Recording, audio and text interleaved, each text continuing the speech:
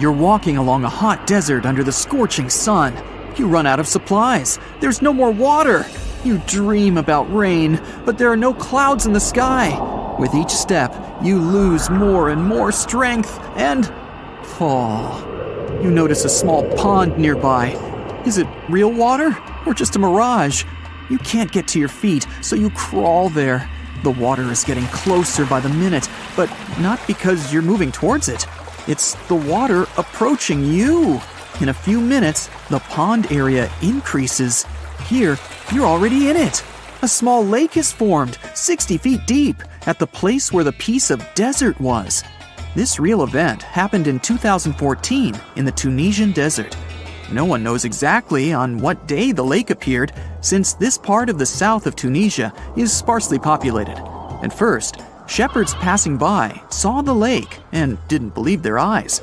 In the next few hours, hundreds of locals came running to the place. They began to swim, jumping into the water from the surrounding rocks. But a few days later, something strange happened to the lake. In the beginning, it was a crystal clear turquoise blue color, but then it turned dark green. People didn't attach any importance to this and continued to swim. They shouldn't have done that. The scientists and geologists arrived and immediately announced that it wasn't safe to swim in the lake. Muddy green water means the lake is stagnating. It's not refreshed, it's not fed by underground springs. Now the lake is filled with algae and a lot of harmful bacteria that can cause serious diseases.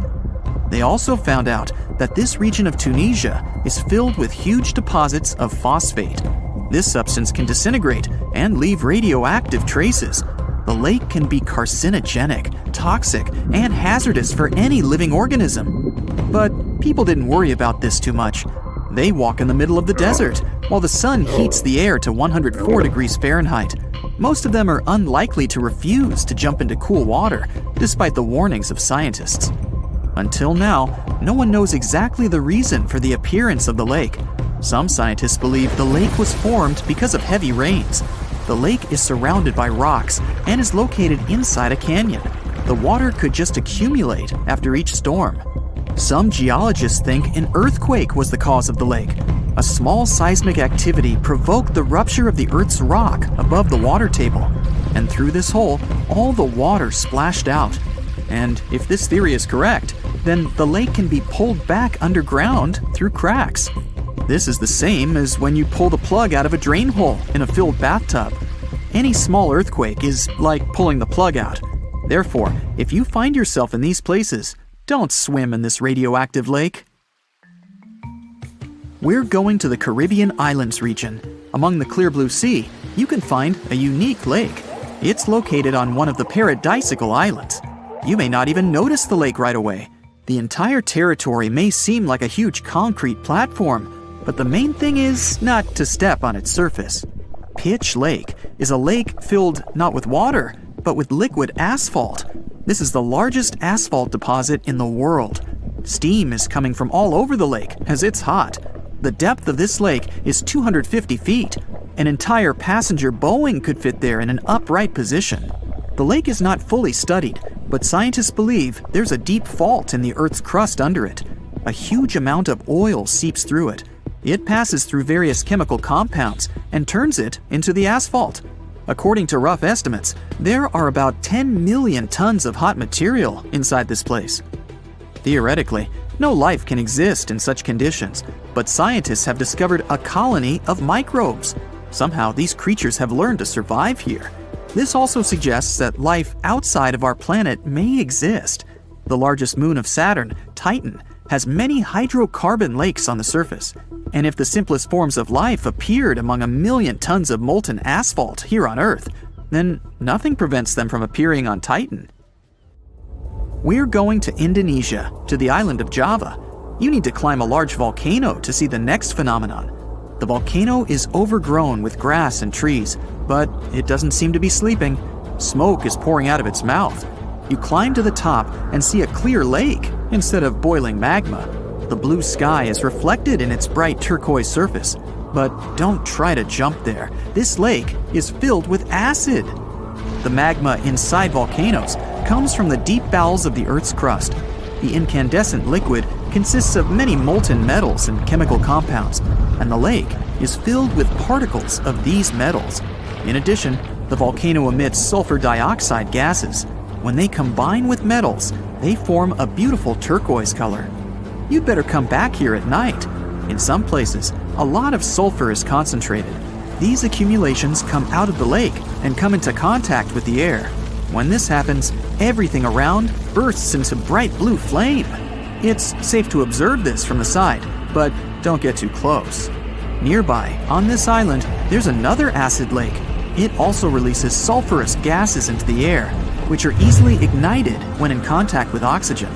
And when this happens, the gases burst into a bright blue electric flame. It's difficult to see the flames during the day. At night, you can see these flashes from afar. Our next location is Australia. You start the drone high above the forest area.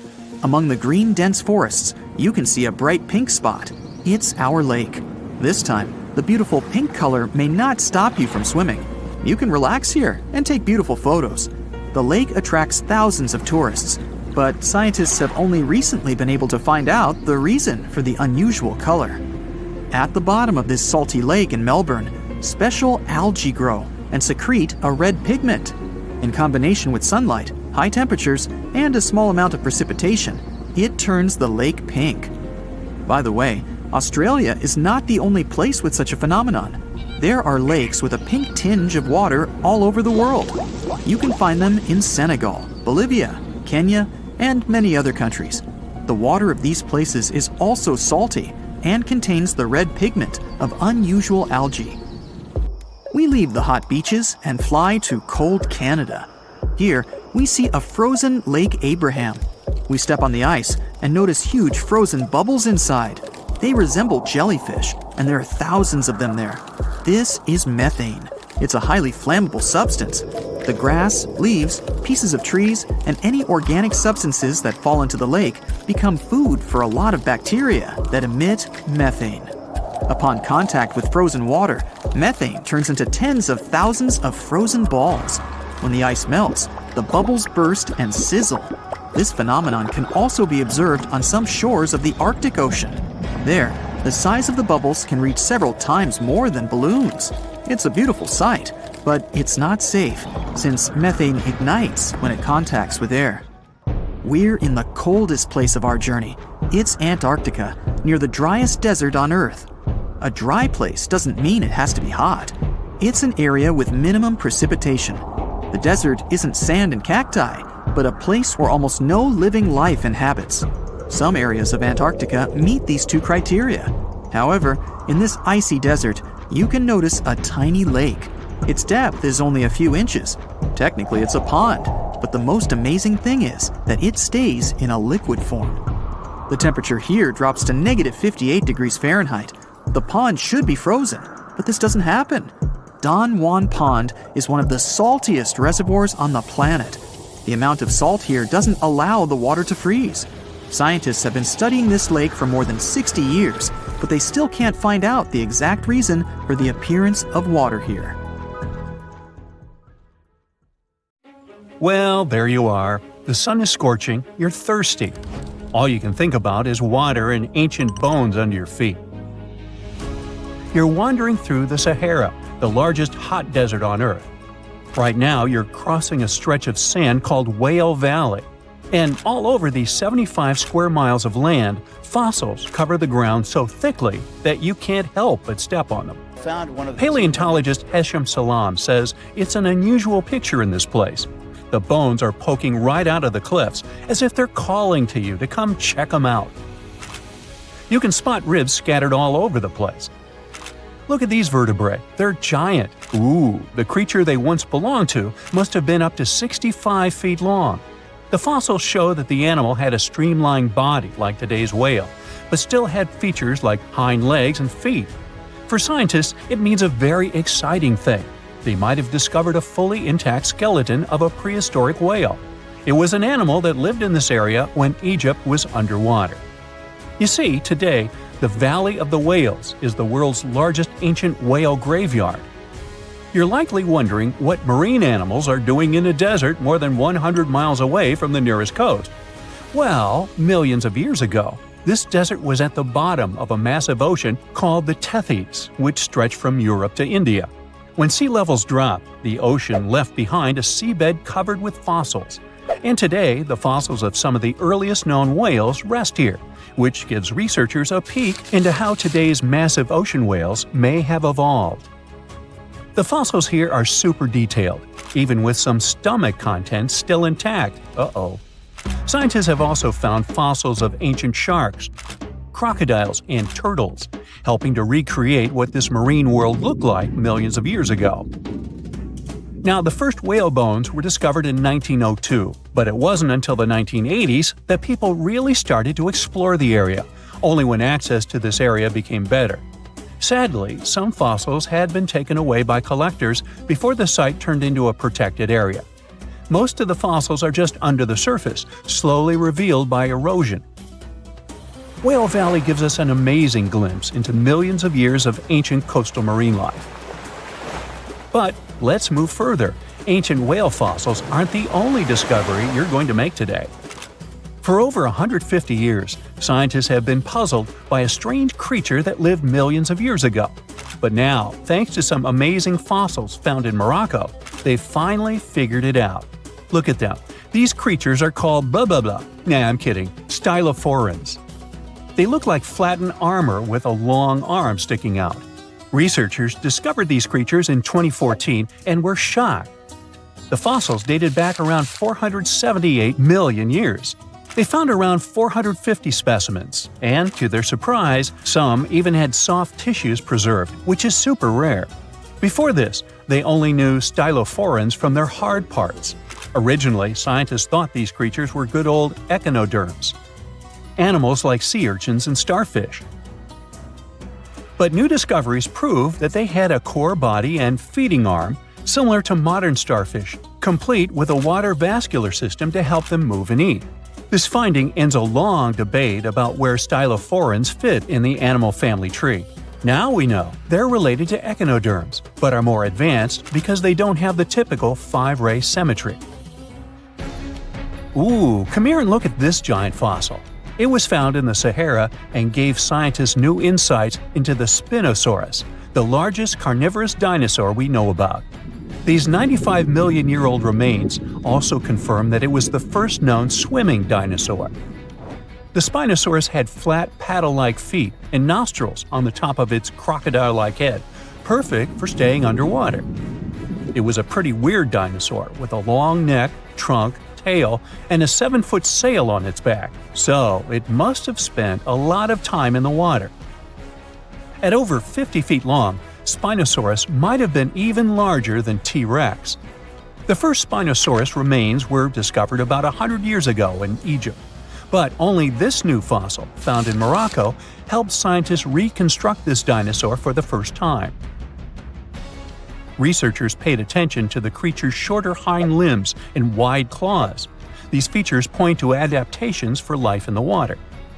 Its snout and dense bones also suggest it was a swimmer, while its spiked tail likely attracted mates. Hey, good looking, come here often?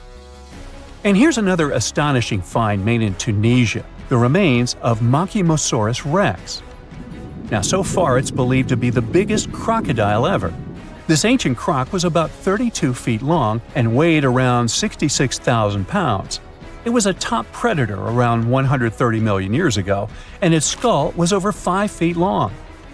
Now, this discovery is a big deal because it shows that these crocs stuck around longer than we thought. Before this, scientists believed that they disappeared during a minor extinction event between the Jurassic and Cretaceous periods. Now, let's go back to the fact that the Sahara was once underwater, and some of the largest sea creatures ever lived there. A study published in the Bulletin of the American Museum of Natural History speaks about an ancient body of water called the Trans-Saharan Seaway. It existed between 150 million years ago, covering parts of Western Africa. Scientists spent 2 decades trying to recreate this prehistoric underwater world. They found it was warm and shallow, home to some pretty terrifying creatures, including 5-foot-long catfish and 40-foot-long sea snakes. Yikes! The seaway was cut off from larger oceans for long stretches, which may have helped these predators grow larger because resources were always available. It's a classic case of evolution at work, leading to what scientists call gigantism in isolated environments. But all that water didn't just disappear with no trace. Under the sands of the Sahara, scientists have discovered a massive ancient lake, which they're calling a megalake. Makes sense? This lake formed around 250,000 years ago when the Nile River flooded the eastern Sahara. At its biggest, this lake covered over 42,000 square miles. It's about half as big as Kansas. They also found evidence of a smaller lake, 93 miles west of the Nile, at a slightly lower level and covering 18,600 square miles. All of this adds to growing evidence that once, North Africa had many lakes that might have created migration routes, helping early humans move across the continent. Now, in the Sahara, you can find not only fossils of bizarre animals.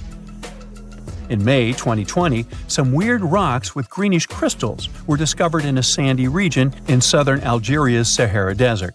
When scientists checked them out, they found out these rocks weren't from Earth. They were actually pieces of a meteorite called Erg-Chek 002. This meteorite is super old, like the oldest volcanic rock ever found. It melted ages ago in the fiery heart of an ancient protoplanet that no longer exists. Researchers had recently published a study in Nature Communications, revealing that they have analyzed lead and uranium isotopes in Erg-Chek 002 and found out it's more than 4.5 billion years old. Another cool discovery made in the Sahara is quite unexpected. A few years ago, scientists found what they think are the world's oldest colors, and they're bright pink. These pigments were uncovered from rocks that are around 1.1 billion years old in the Sahara Desert. The colors came from microscopic organisms, as animals didn't exist back then. The discovery was made by a PhD student who crushed the ancient rocks and analyzed the pigments. These pink pigments are actually ancient chlorophyll from photosynthetic organisms that lived in an ocean that's long gone. Researchers are now sure that this finding could help explain why larger, complex creatures showed up much later in Earth's history. Before these colors were discovered, scientists didn't know what was missing in the food chain that delayed the evolution of larger animals. Now they understand that tiny cyanobacteria were at the bottom of that chain. Apparently, this discovery is not just about finding some old pink stuff. Scientists believe it's a breakthrough in understanding the history of life on Earth. When you think of an epic desert scene with blazing sun, endless dunes, and those magical little oases, you probably picture the legendary Sahara, right? But what if I tell you that 11,000 years ago, this vast expanse of hot sand looked totally different than it does today? Yeah, I don't know, I wasn't around then. But I'm told that back then, what we now call a desert was a lush paradise, brimming with lakes, rivers, grassy plains, and even woodsy forests. So, where did all this water go? There are many stories about the distant past of our planet when deserts were covered with jungles and forests, and then something happened, like changing climates or colossal earthquakes, and it all turned green lands into dunes. But how about a theory that Sahara became a desert because of humans and goats? The Sahara has seen its fair share of wet and dry drama throughout the ages, mostly thanks to little shifts in Earth's orbital tilt, causing variations in how much solar radiation hits the atmosphere. There were even times called the African humid periods, when the rain would pour in and transform the dry landscape into a bright green haven. But between 8,000 and 4,500 years ago, something really funky happened to this region.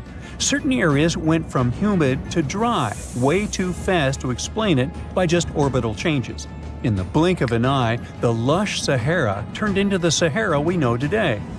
Now, if you ask scientists why it happened, they will tell you, oh, it's just poor parameterization of the data. Bet you didn't get it, did you? What? Well, right, let me translate it from scientific to common human. It means they really don't know the answer themselves, and they got a bunch of missing puzzle pieces. But as scientists sifted through ancient dirt and pollen samples, they spotted a quirky trend.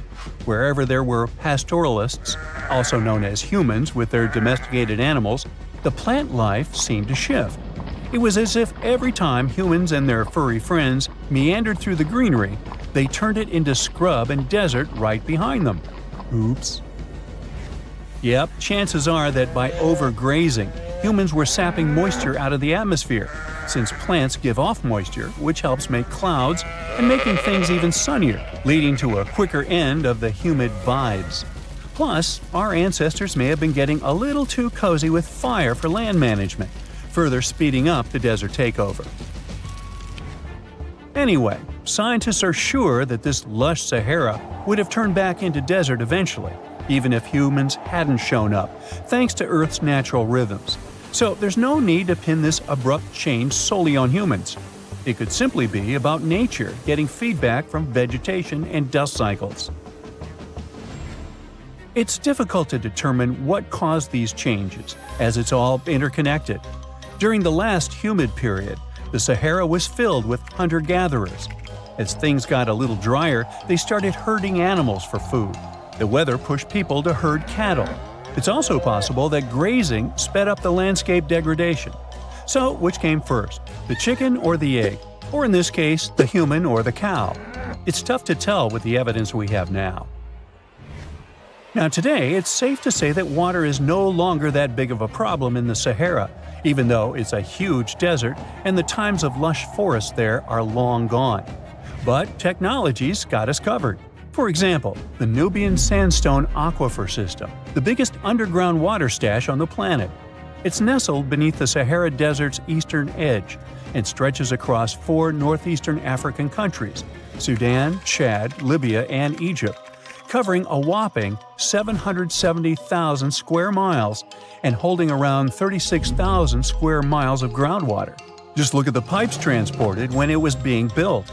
It's the world's largest irrigation project. No wonder it's feasible to thrive in the Sahara today. But imagine thriving in the Sahara Desert with just one water source. Sounds like a tough gig, right?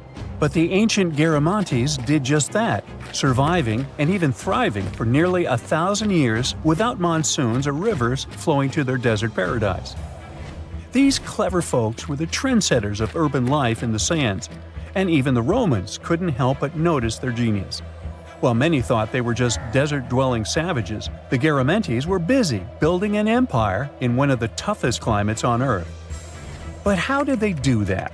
Well, they got crafty and dug a whole bunch of underground tunnels to tap into a massive sandstone aquifer. They were literally squeezing every drop of life from under the dunes.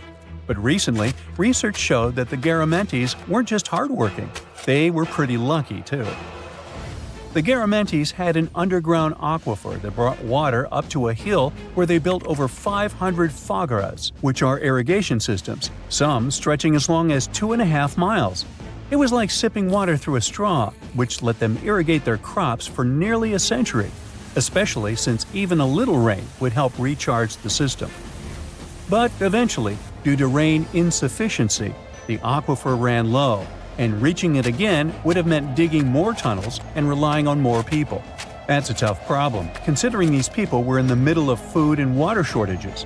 Guess I don't need to tell you what happened to the Garamantes, do I? The fall of the Garamantian culture might be linked to several factors. It may have been due to climate changes, or they may have simply used their water resources too much. Back in the day, the Sahara Desert was actually fertile agricultural land, thanks in part to the cool irrigation system the Garamantians created. But since fossil water isn't something you can replenish over time, the groundwater levels dropped pretty low. This likely played a big role in the kingdom's decline by the late 7th century CE. That sounds like someone who hit a lottery jackpot, used up all the money, and went back to their original not-so-cool job once the bank account got fully drained. Oh, by the way, even if the Garamantes left some secret wisdom messages for us, the chances are we'll never get what they wanted to tell us. Nobody really knows what language they used, and their texts are nearly indecipherable to us today. But let's go back to the Green Sahara. so it transformed into a desert about 4,500 years ago. But today, we can understand how people lived in those times in the Sahara thanks to natural parks in Africa that have the ultimate outdoor art gallery. There are well over 15,000 ancient paintings and carvings depicting everyday life from around 11,000 years ago. However, if the carvings aren't enough for you and you feel like visiting an actual green desert, all you have to do is book a flight to California. One of the most beautiful phenomenon in the world, the super bloom, takes place here. Look at all these colors: orange, green, pink. It's a miracle.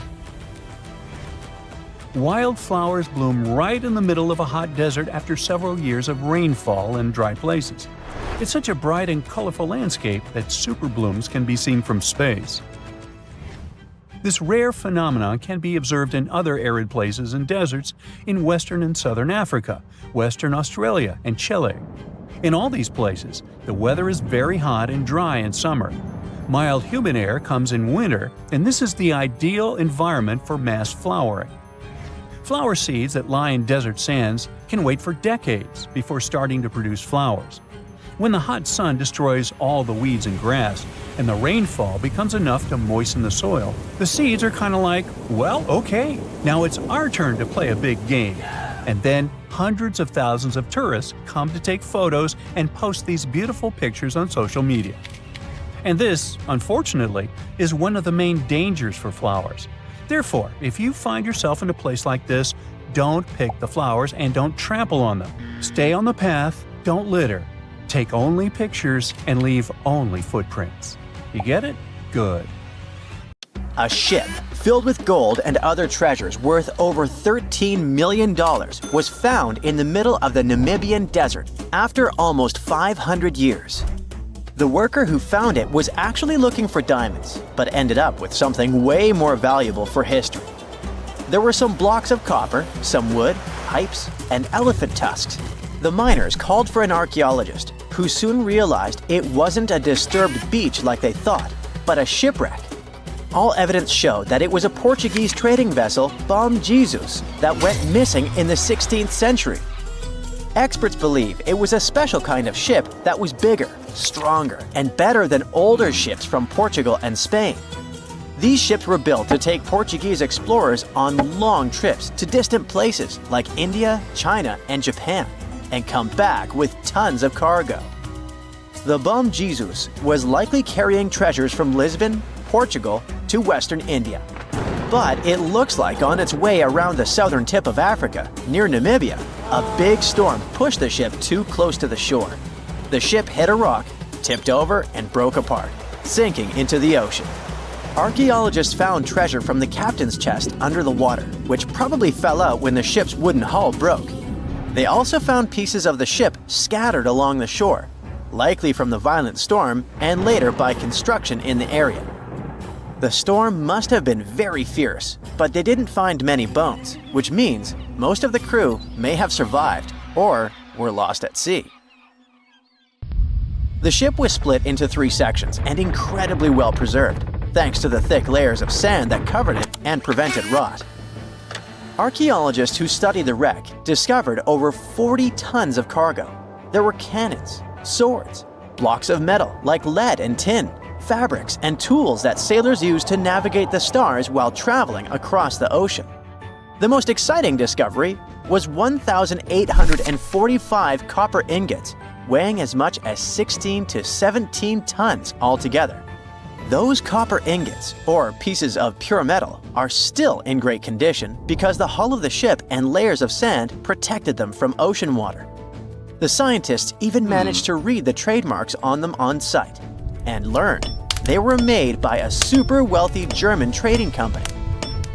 There were also more than 2,000 shiny gold and silver coins from different countries, and 105 enormous elephant tusks weighing about 2 tons. The tusks were likely supposed to become luxury items, like jewelry or carvings at the destination.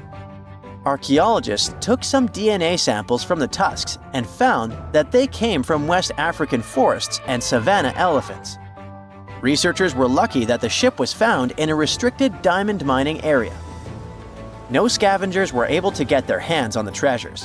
The Bom Jesus remains the oldest and most valuable shipwreck that was ever discovered off the western coast of sub-Saharan Africa. Another shipwreck recently found by accident was buried under a 10-foot tall sand dune near the Caspian Sea. Some people call it the world's largest lake, and it has water levels that rise and fall over time because of the changes in weather patterns. These changes can move sand and uncover things like this shipwreck and other treasures along the coast. As the dune slowly disappeared, the ship started to show. Before digging it out, scientists worried that waves from the sea might damage the wreck. To protect it, they built a wall using thousands of sandbags to keep the waves away. When the ship was uncovered, they discovered it was a 3-masted, 92-foot-long merchant ship with a strong double hull.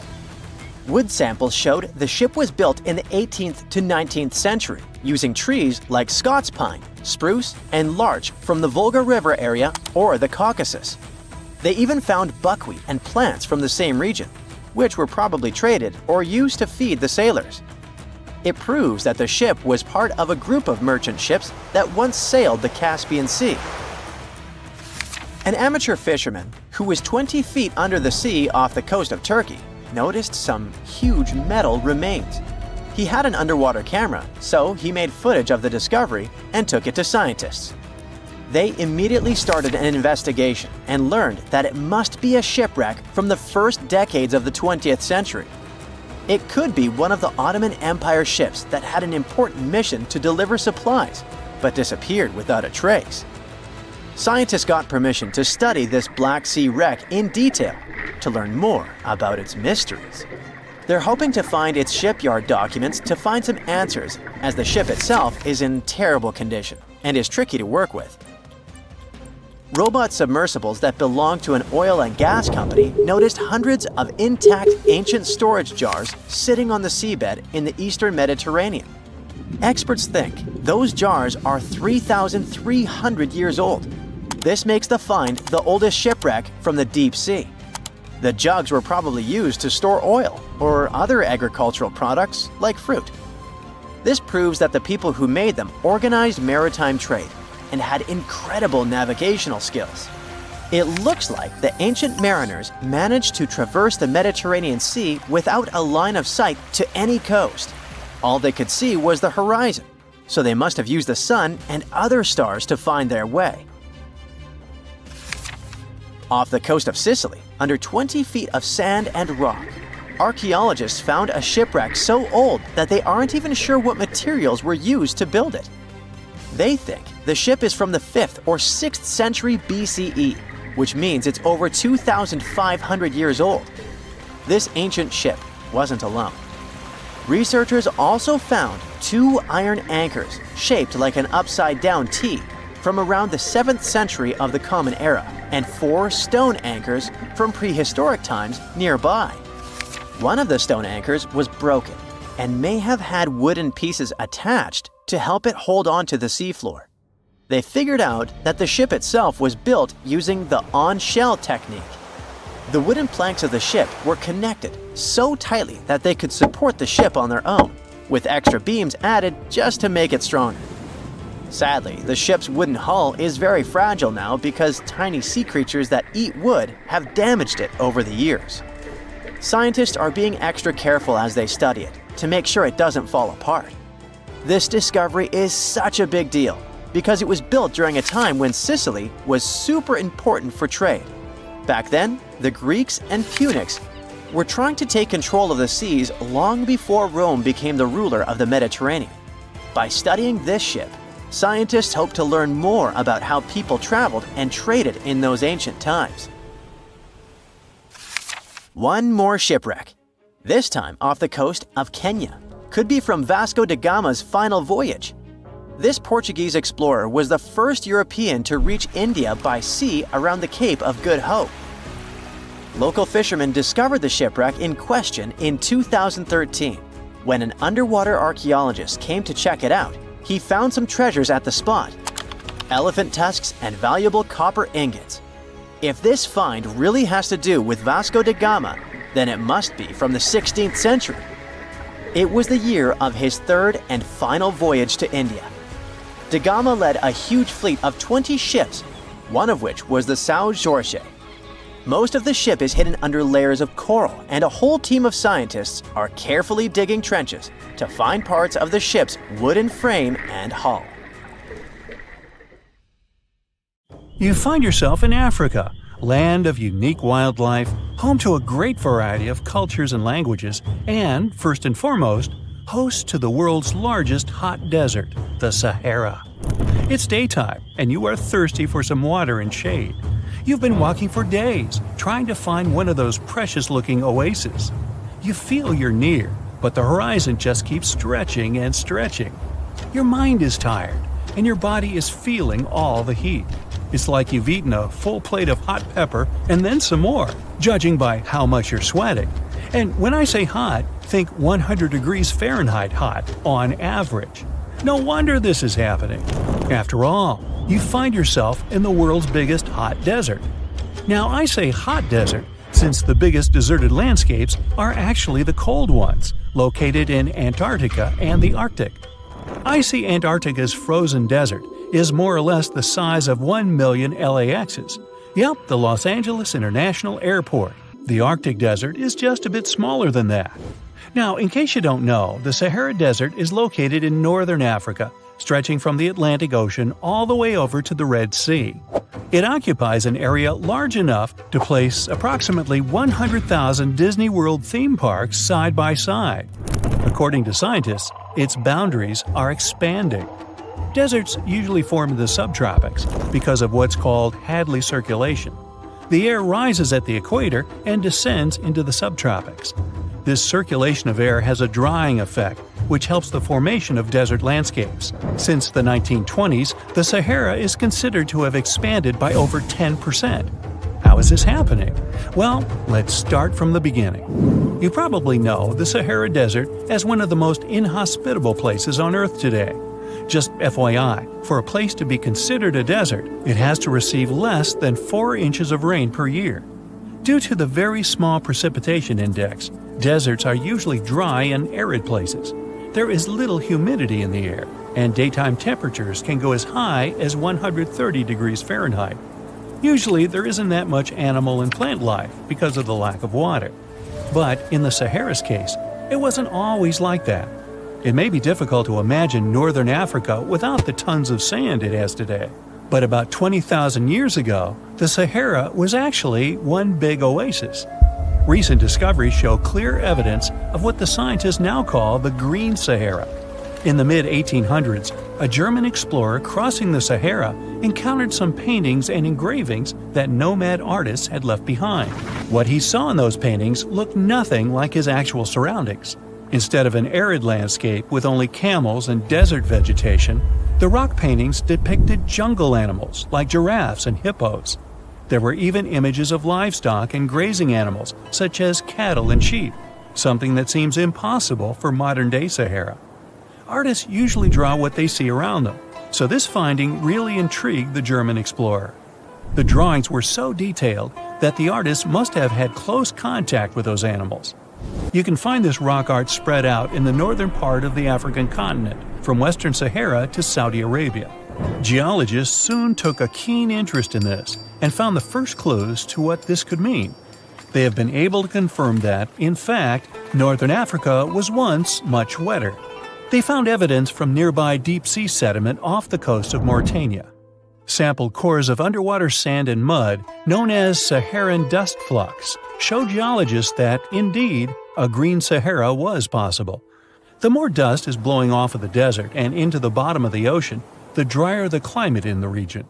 The sediment cores show that there was much less dust, only half as much, coming off northern Africa during the humid period. This period has to do with Earth's natural cycles. Normally, the Earth rotates at a tilt of 23.5 degrees, but this angle is not consistent and changes over time. Earth's tilt is responsible for the amount of sunlight each hemisphere receives. It affects several ecosystem functions on the planet. During the time of the Green Sahara, the Earth received between 4 and 8% more sunlight than it does today. So when the Earth tilted about 20,000 years ago, The northern hemisphere received more direct sunlight, which affected humidity levels in the region. As the northern hemisphere got warmer, this affected monsoon activity, more specifically, the West African monsoon. Monsoons are wind systems that affect a region's rainfall index and humidity levels. As a part of the globe gets warmer, it allows for more air to rise. It combines with the wind to draw moisture up into the atmosphere. Little by little, northern Africa also became wetter. The increased moisture made the Sahara so wet that there were actual bodies of water in the region. As vegetation grew, the plants held onto moisture better than bare sand could. There is evidence of natural basins throughout the Sahara and lakes so big they would fit all of the U.S.'s Great Lakes inside of them. Archaeologists uncovered evidence of vibrant societies in what are now arid areas. It looks like ancient cultures were able to take full advantage of the African humid period. According to researchers, the human population peaked across the Sahara about 9,000 years ago. There are traces of fireplaces, hunting tools, fish hooks, and even mounds of fish bones. Records show that there have been over 230 green periods over the span of 8 million years. Solar radiation is always changing due to natural orbital cycles. That's why Earth will most certainly see another green Sahara moment. It might be thousands of years from now, but it will happen. The same way the Sahara turns green, it turns yellow again. Let's put it like that. All it takes is a significant axial tilt and a few years of readjusting. However, another phenomenon is calling the attention of scientists now. Recent studies by the National Science Foundation from the University of Maryland show the Sahara has expanded 10% over the past 90 years. This phenomenon is called desertification, which literally means fertile land turning into desert land. The Sahara Desert is now advancing into the semi-arid region of Sahel. In 1950, this region was home to 31 million people. Today, its population is over 100 million people. This rapid population growth has largely contributed to the Sahara's expansion. Farmers that were once nomads began settling down. Land usage grew more intense, aiding in weakening the soil. The demand for food has caused an overcropping of the land, so even more of it is turning into the desert now. The study also shows that natural climate cycles can affect rainfall in the Sahara and the Sahel. Scientists affirm that all deserts fluctuate, not only the Sahara. A desert's boundary may expand in the dry winter and contract during the wetter summer. South of the Sahara lies the Chad Basin.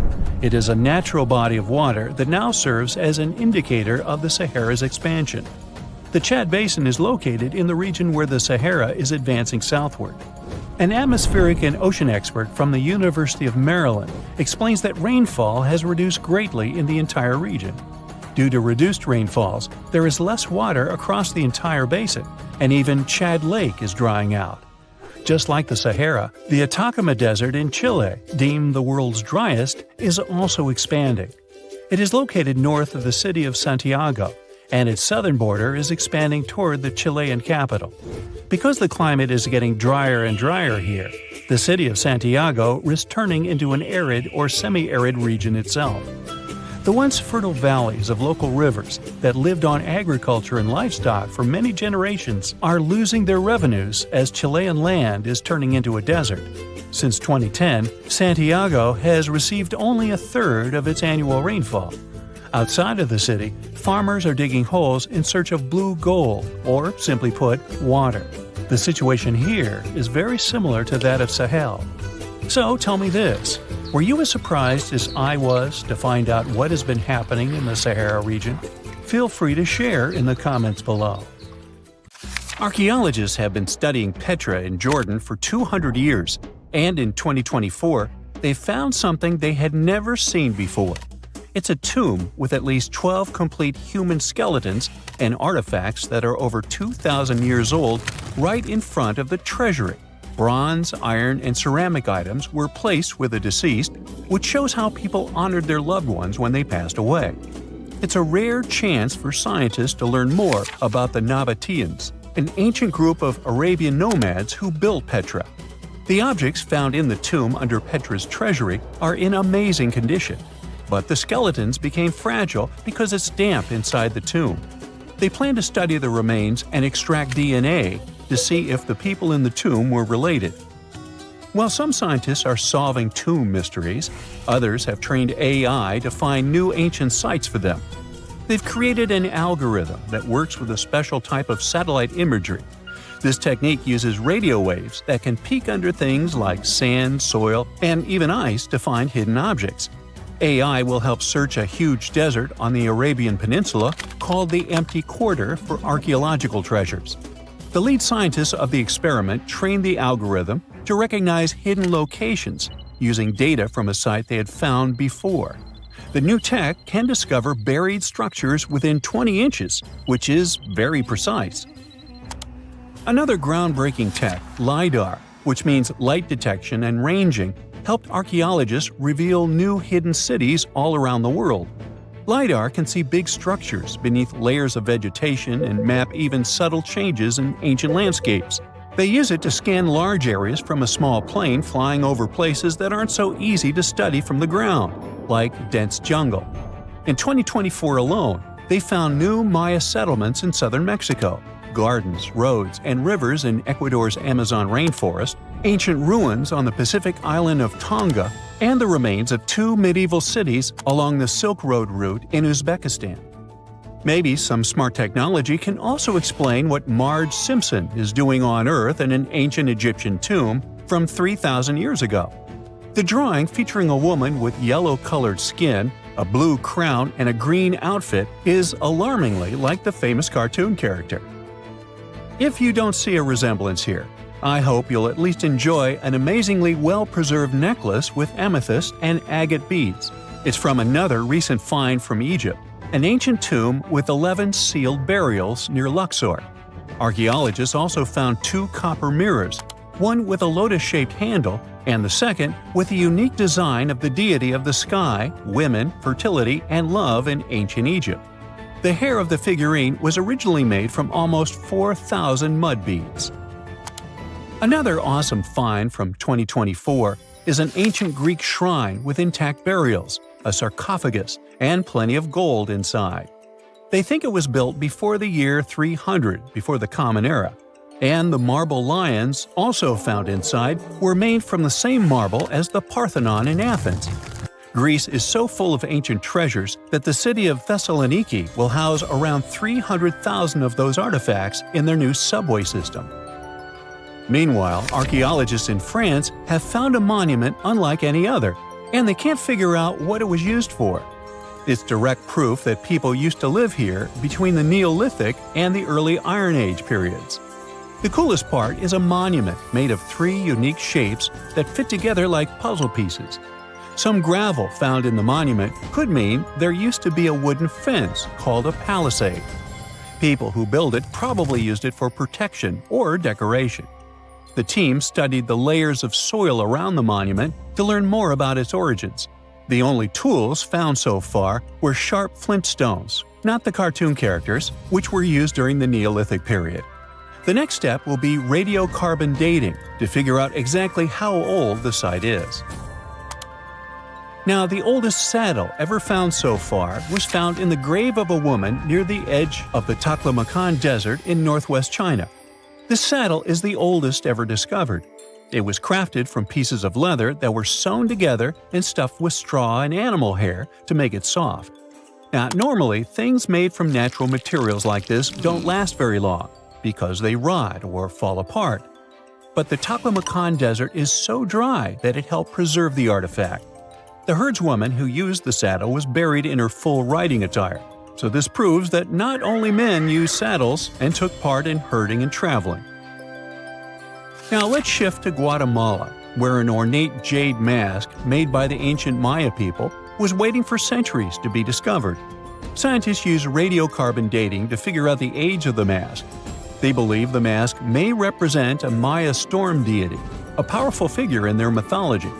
These kinds of masks were often made to honor Maya royalty, and they were placed in the tombs of kings and queens when they were buried. The king's tomb was also decorated with carvings made using tools crafted from volcanic obsidian.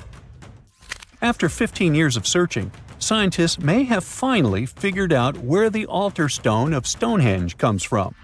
They compared the tiny minerals inside the altar stone with rocks from many places in Wales and England and ruled out lots of spots. Then they found the perfect match with a place in Scotland, more than 466 miles away from Stonehenge.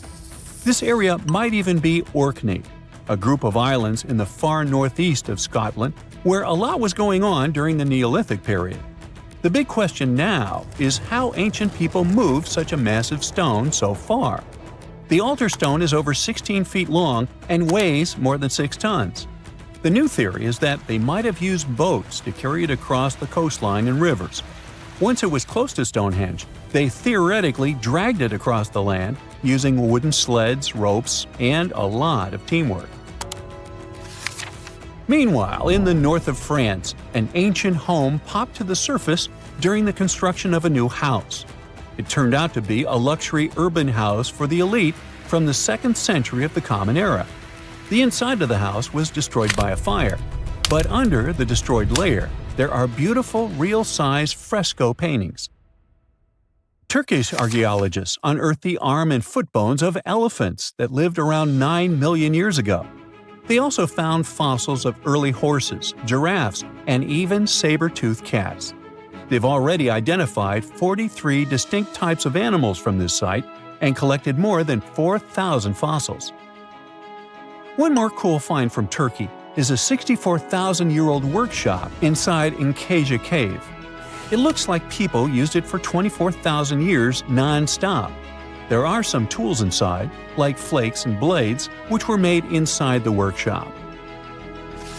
In eastern Turkey, a farmer accidentally found a 1,000-square-foot mosaic from the late Roman or early Byzantine period just beneath the dirt.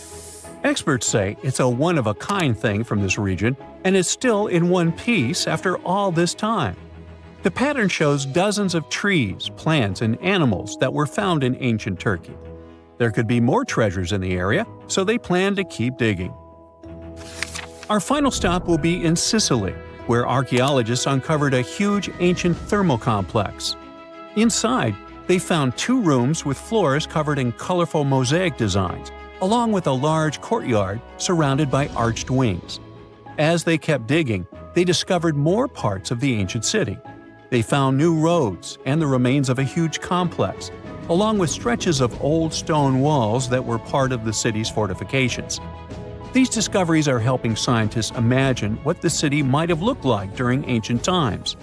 No one knows for sure whether the bathhouse was built by the Greeks or the Romans, since both civilizations lived in Sicily long ago. In 1850, French scientist Auguste Mariette went to Egypt looking for manuscripts, but accidentally found a head of a sphinx sticking out of the dunes. He cleared the sand and figured out the sphinx was guiding the entrance to some underground construction. Several months later, he finally entered the Serapeum of Saqqara. Inside, he found an enormous granite sarcophagi with remnants of 64 bulls. Scientists are still amazed by the tech that the ancient Egyptians used to transport those enormous boxes.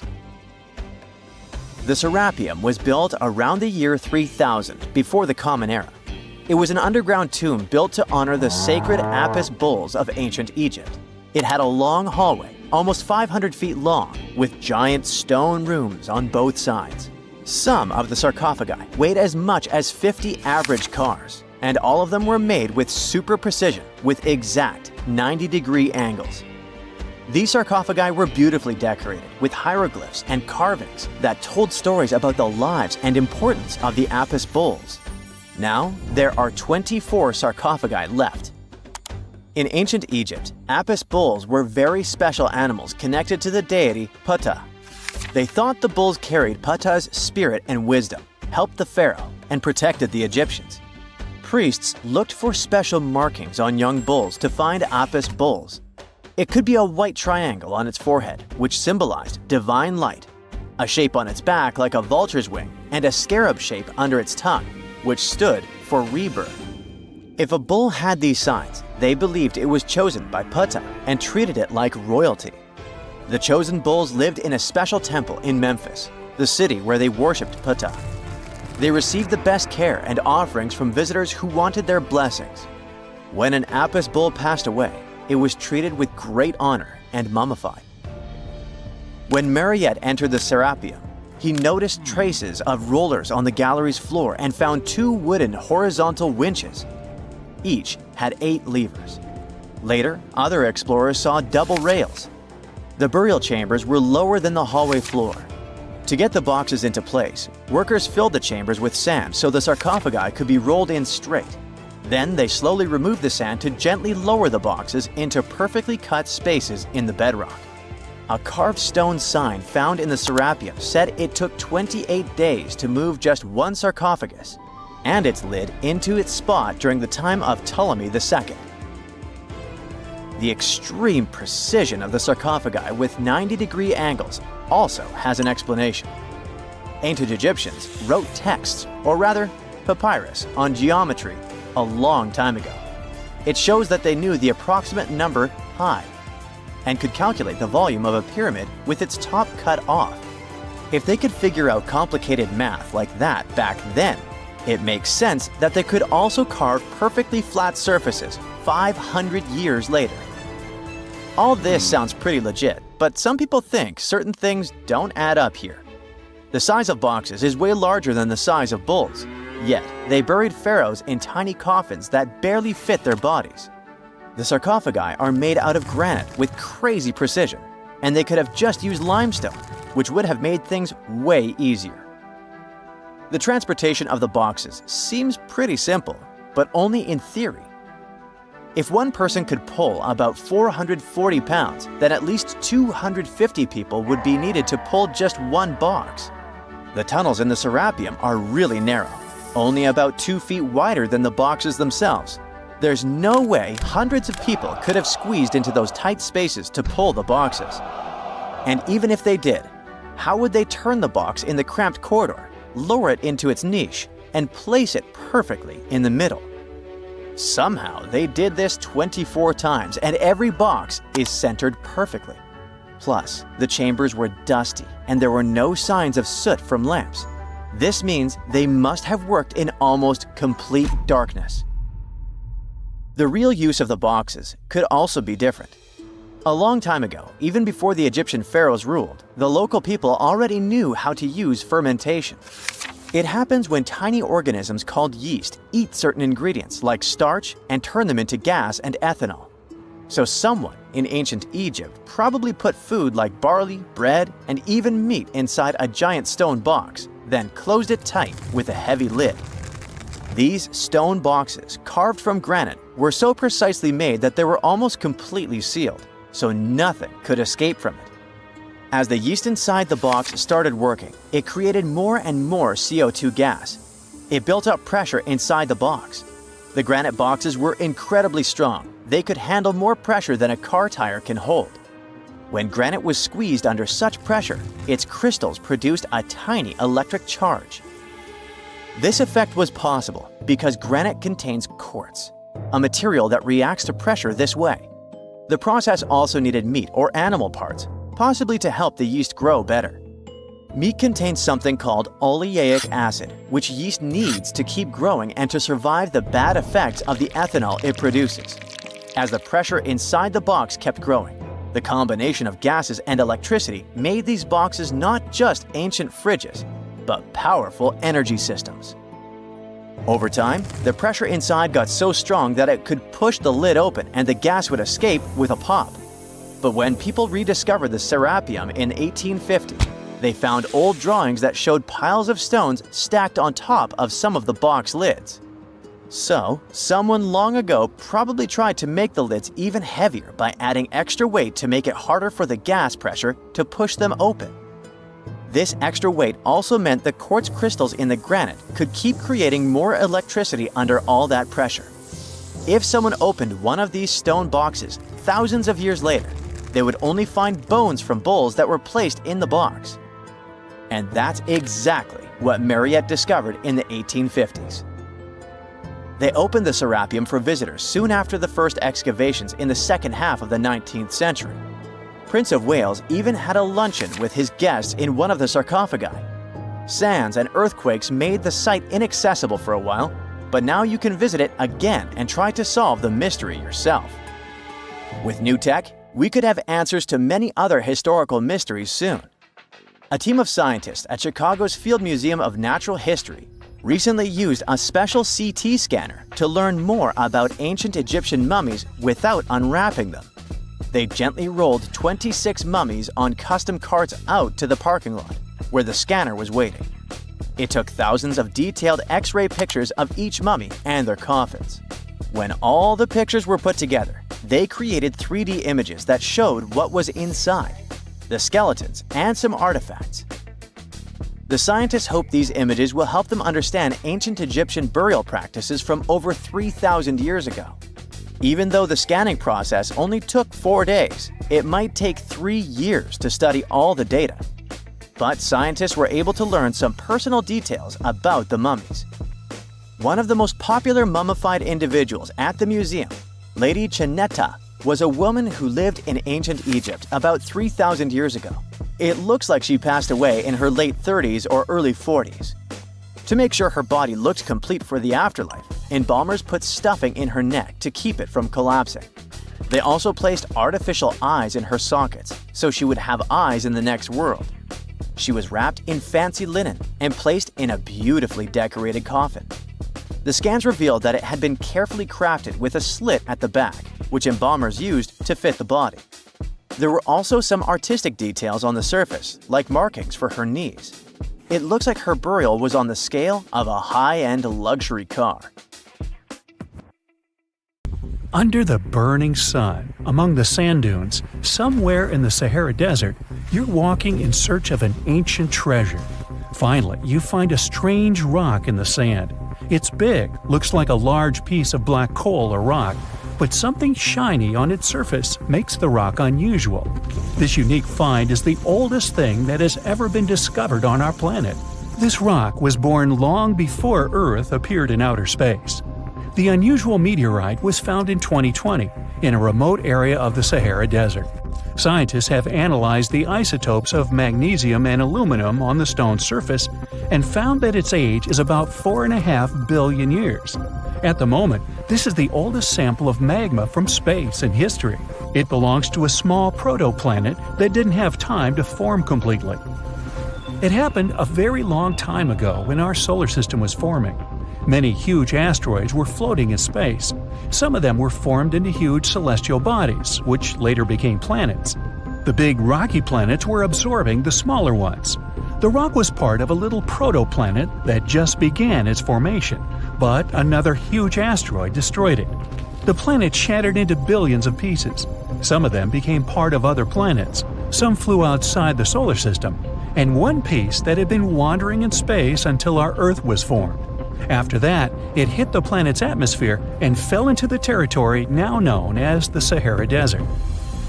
The rock was discovered in 2020, but the erosion of extraterrestrial rocks shows that it could have fallen much earlier. This ancient thing weighing around 70 pounds has several pieces of different meteorites inside. In simple words, it's a volcanic rock consisting of lava. It has cooled, solidified, and crystallized. That's why you notice the glitter. Scientists hope that further study of the rock will help to learn more about our solar system foundation. The biggest asteroid discovered in the U.S. is the Willamette. Its size is 84 square feet, and its weight is more than 15 tons. This is half the weight of a bus. Several people can fit on the surface of this outer space object. But the coolest thing is that it's not a rock like most meteorites that were found. Willamette is made of nickel and iron. This massive piece of metal was discovered in 1906.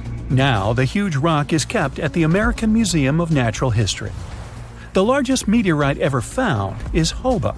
It's located in Namibia, and people have never changed its position because it's too heavy. The weight of Hoba is 60 tons. It's heavier than a tank. The next space-related event occurred on February 28 in southwest England. On this day, a huge flash lit up the sky. Then there was a loud crash.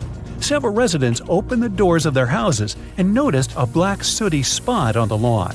They immediately guessed what had happened and reported the discovery to the British Meteorite Observation Network.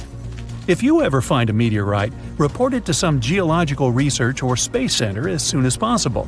The longer a space rock lies on the ground, the faster it loses its value.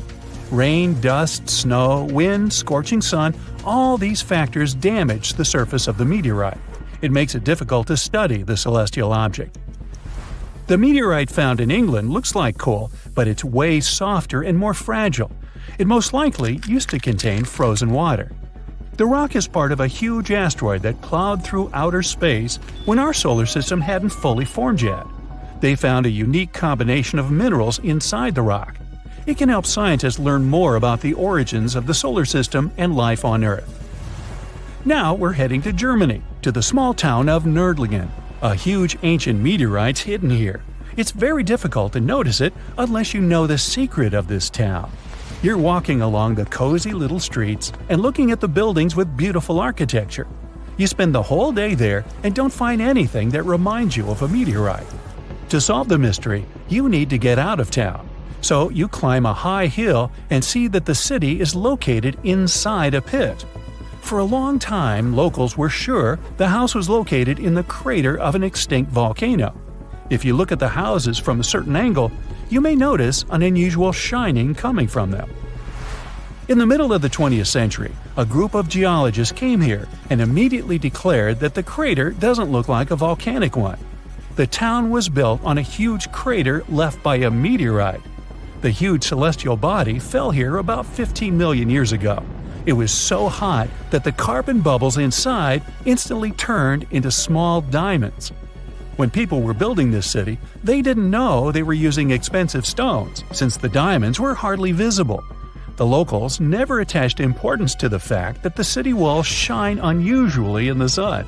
Now they believe this place was built from diamonds that had fallen from the sky. Our next stop is in the UK again. This time the rocks are of an earthly origin. The famous Stonehenge. People place circles of rocks here in a certain order. Everyone knows about this archaeological monument, but no one knows the reason for its creation for certain. Another construction built out of mysterious rocks was discovered just 2 miles away. It's called Superhenge. It's bigger, heavier, and takes up more space. Each plate here is 15 feet, which is about the height of 2 floors. Once, the stone stood vertically and formed a huge semicircle.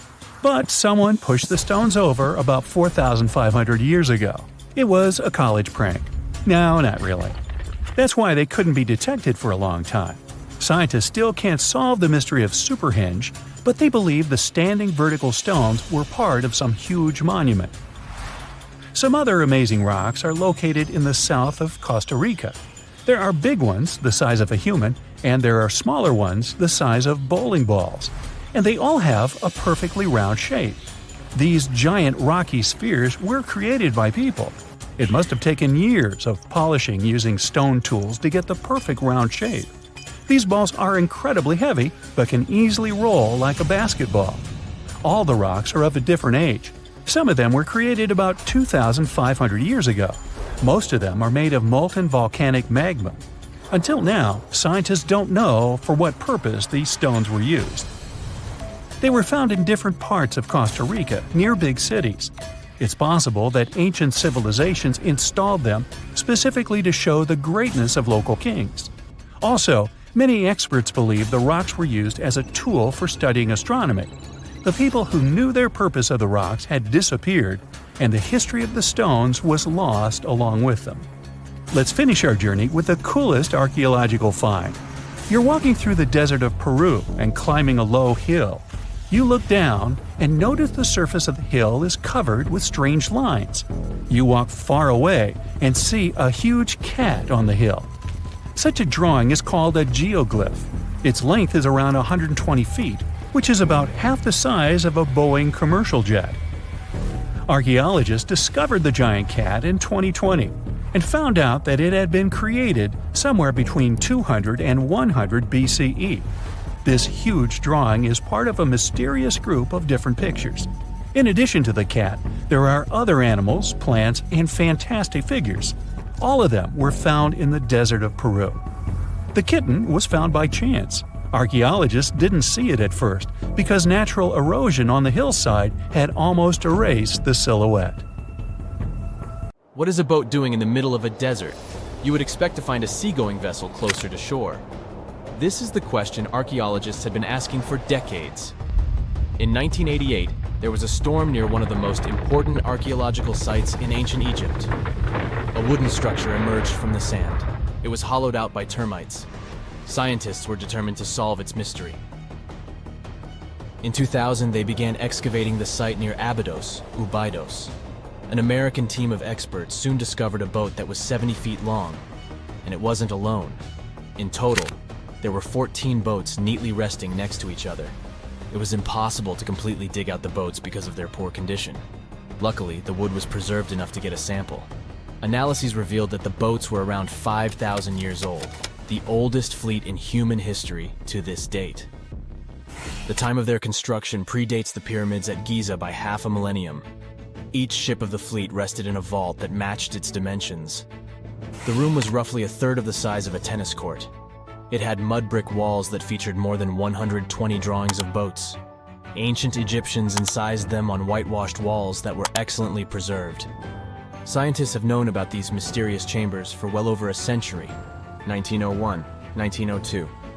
A British archaeologist, Arthur Weigel, stumbled upon a strange structure west of the River Nile. His team caught a glimpse of the interior walls. Sadly, a section of the roof collapsed, so they had to call off further exploration. Researchers abandoned the site, but its location remained on the maps. The boat's position first led scientists to think that they rested on a bank of the mighty Nile. But there was a problem with this theory. Today, the river flows almost 7 miles west of Abydos. Further studies of the surrounding terrain showed the Nile didn't change its course throughout history. Also, if the boats floated near a dock, they would be in unstable positions. The 14 vessels at Abydos were perfectly parallel to each other. There was only one conclusion possible. Someone had deliberately placed them like that. They must have gone through a lot of effort. Each boat had enough room for up to 30 rowers. These vessels could really float.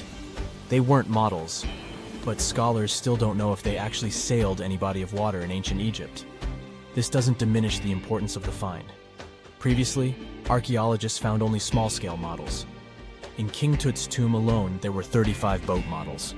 For a long time, these figurines were the only clues as to how ancient Egyptian vessels looked like. The boat's design confirms that they were the real deal. They are the earliest surviving examples of something called built boats. Ancient people constructed primitive vessels by hollowing out large tree trunks. The alternative was reed that was tied together to form a raft. The boats at Abydos had planks tied together. This was a major breakthrough in shipbuilding. During their lifetime, the boats must have seemed impressive. Timber was a valuable commodity at the time. There was no wood in the desert. Cedar had to be imported from Lebanon. The only person who could afford such luxury was the pharaoh. Studying the area around the ancient fleet provided more answers. Scientists discovered a mud brick structure where Egyptians worshipped the pharaoh. Its approximate date of construction matches that of the wooden boats. The same bricks out of which this building was made were used to encase the fleet.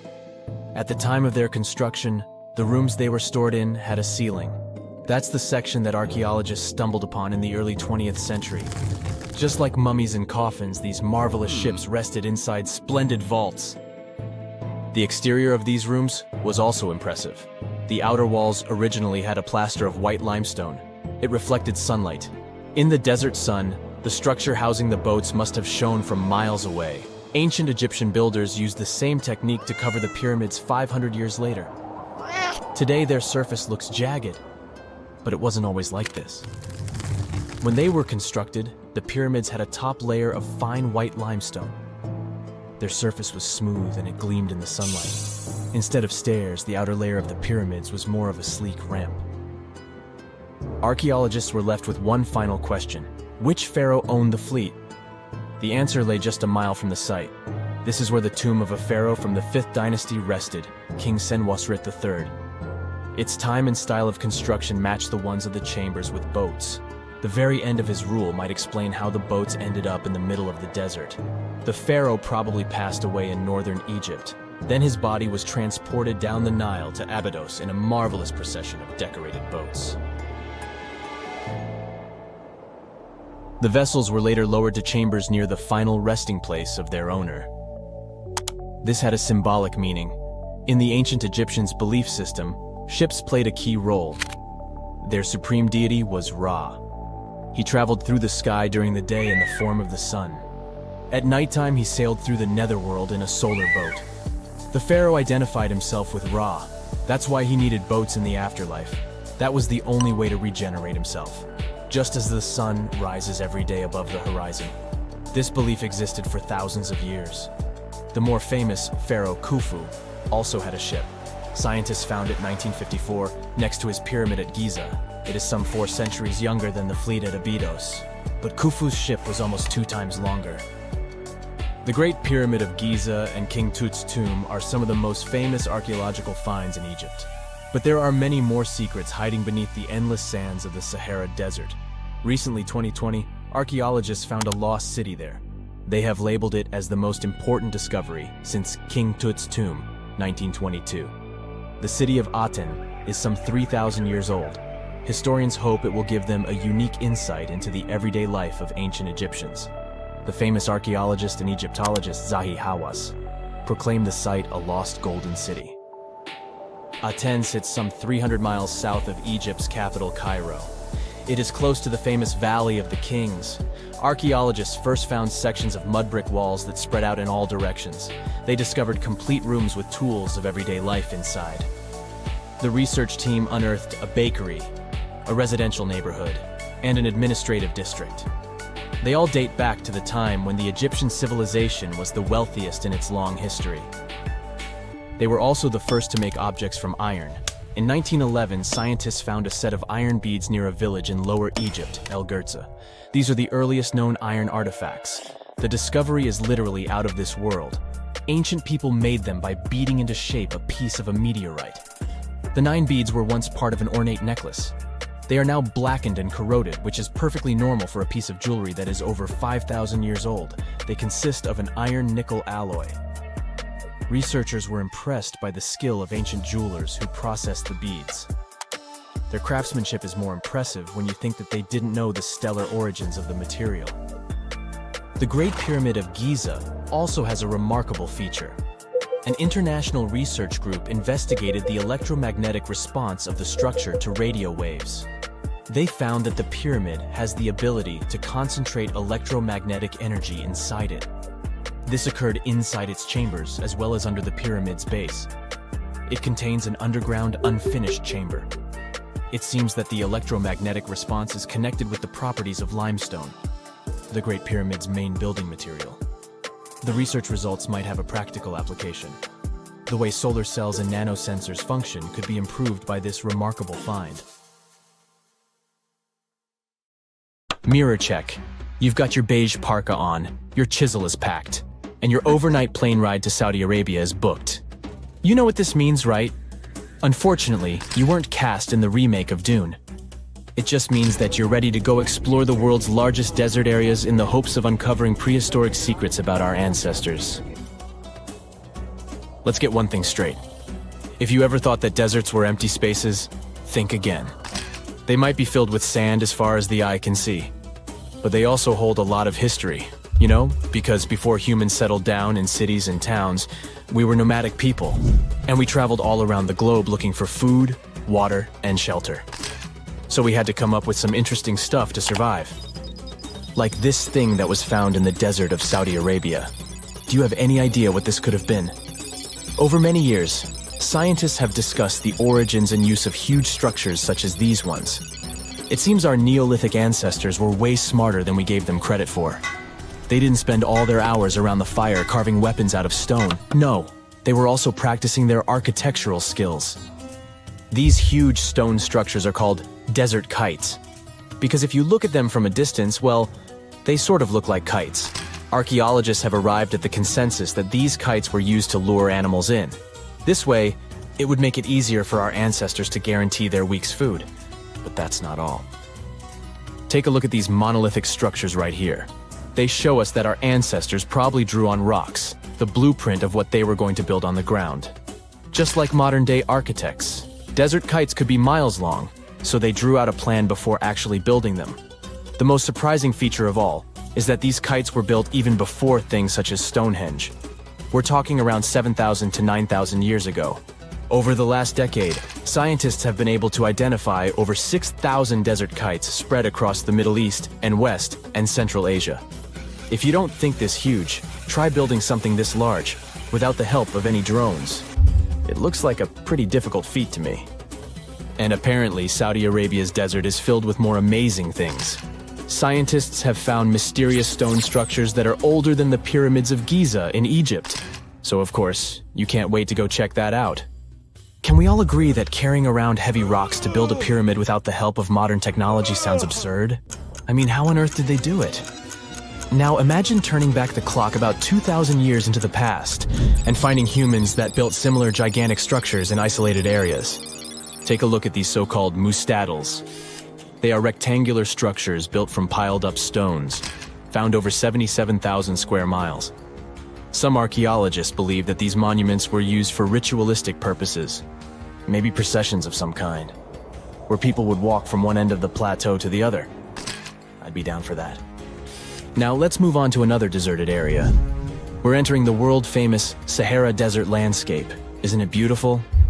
Here, you're about to unravel an ancient mystery, something that took years for researchers to solve.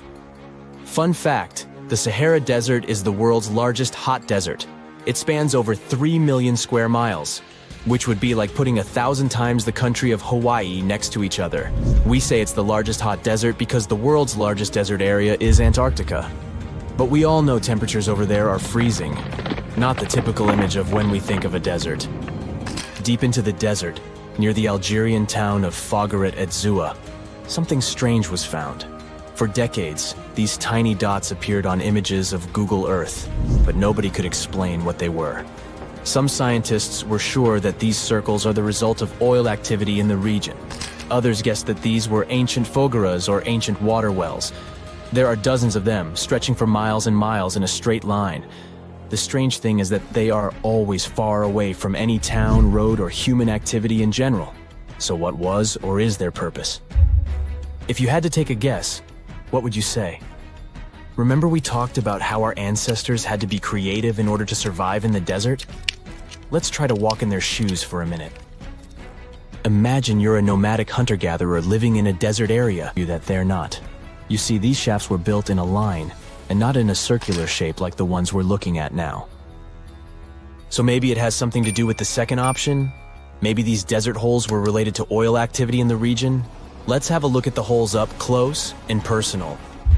From Google Earth, they don't seem that big, but in real life, they are huge craters. The tip to uncovering what they are is hidden beneath the sand. If you were one of the researchers originally uncovering the truth behind this mystery, you would have found something unique hidden in the sand. Old dynamites and vintage sardine cans. Putting the pieces of the puzzle together, scientists found that these sardine cans were a model from the 1950s and 1960s. It seems that entire teams from that decade would camp out while they surveyed the area for oil. And what about the dynamites? These were used for seismic surveying. This is an old technique, used to identify if there is oil and gas beneath the Earth's surface. Still in North Africa, you find out about another desert mystery worth exploring. Near the city of Driest, southwest of Algeria's capital, one runs into 13 peculiar monuments. These structures are also called jadars, and yes, I am aware of how much that may sound like a Star Wars reference. They are pyramid-like in their shapes, and as far as scientists know, they were used as final resting places for the people who lived in the region. Can you guess who these were? Most likely the Berber nomads. And since we're talking about ancient stuff, they were probably built between the 4th and 7th centuries CE. Once scientists began to explore the insides of these monuments, they found they were pretty big inside. They found large underground vaults, chambers, and labyrinth-like corridors that gave way to over 20 compartments. It could take you up to 2 hours to walk around in them. And apparently our ancestors also used its walls to depict images of animals and hunting scenes. There's no definite proof of what these jadars were used for, though. This is so neat, huh? I'm sure that our world's desert is filled with many more mysterious things for us to unravel. I guess I'll see you next time so that we can continue our explorations. Something exciting and kinda unexpected popped out among the rocks of the Ica Valley in Peru. The bones of a really old whale that lived almost 40 million years ago. At first, no one was really impressed because the bones they found were big and weirdly shaped, so people just thought they were looking at giant boulders. I mean, that's cool too, but things got way better when they realized those were the remains of a very large ancient animal that roamed along the coast of ancient Peru. Plus, it was probably the heaviest creature that ever lived. Sorry, blue whale, I know you worked hard to get to the top. The length of over 100 feet and weight of more than 200 tons brought you the status of the biggest animal on our planet. But it seems you've held the title long enough. Time to hand it over to our next candidate, and that one's really gigantic. This ocean beast was probably shorter than the blue whale, but heavier, with a weight that could be between 93 tons and 370 tons. If it's closer to the higher number, it'll make Peracetus the biggest animal ever known to have lived on Earth. And it seems its weight was the result of having extremely thick, dense bones. You can see such bones today in manatees or some other early whales. Dense bones are a great tool for such marine mammals. This feature makes them heavy and allows them to stay submerged most of the time. But at the same time, if their body was too heavy, they would end up sinking all the time, and they would waste too much energy to move back up to the surface. So, to avoid sinking, marine mammals need to have enough lighter tissues, like muscles and fat, to help them float in the water without using too much energy. Now, scientists didn't have the whole skeleton, which makes it hard to tell how big the animal was. But they used the ratio of the heavy bones to the lighter tissues in other marine mammals to estimate the overall weight of this giant ancient whale. Experts found these fossils about 13 years ago and spent the next decade freeing the whale from the rock. Its anatomy and age showed this whale was a cousin of Basilosaurus, a whale that had a long snout full of sharp teeth, and a sleek body similar to that of an eel. Even if Peracetus wasn't bigger than the blue whale, it was still a giant that ruled the ocean depths. Unlike modern whales, there's a possibility that this ancient fellow was a predator that liked to go after bigger prey. And this also changes how we see the history of whales. Scientists used to think these magnificent creatures became really big about 5 million years ago when they started eating lots of small creatures. But here's the proof that giant whales existed even before that. But it's still unclear how this whale managed to find enough food to sustain its enormous body. Plus, it's still hard to tell what exactly this ancient creature had on its menu. It was pretty large and not such a fast swimmer, so it's possible it searched for food in shallow waters. Then it probably ate crustaceans, clams, or some other small animals hiding in the sand. One theory says it was a scavenger, which basically means it munched on remains of everything that would come its way. It's not so unusual to find marine animals in deserts. Many of these regions used to be covered with water anyway. The Sahara in Africa is a perfect example. About 50 to 100 million years ago, this was not a dry desert, but a shallow saltwater body called the Trans-Saharan Seaway. The land is not wet there anymore, of course, but people who lived in that area knew about it because they used to find old shells across the desert. The sea was about 164 feet deep. That sounds enough for a nice swim. Some would say this area looked like modern Puerto Rico, with lots of sun and shallow water. Mangrove forests were a common thing as well as seafloors covered with mollusks, like snails and clams. The marine sediment that was left behind after the sea had dried up is full of different fossils. And the animal that lived in that ancient underwater world didn't look friendly. Plus, they were much bigger than their relatives from modern times, so a regular-sized human would end up as a snack, not even a whole meal. Normally, when animals live on small islands, they can become much bigger than their relatives from the mainland. This is something we call island gigantism, and it happens because there are more resources or fewer predators on islands. Maybe the same thing happened in the Trans-Saharan Seaway. Even though it wasn't an actual island, the water moved in and out, which created little pockets of water. And specific conditions in these pockets might have helped animals grow bigger. So we're talking about giant sea snakes, catfish, and fish that no longer exist today.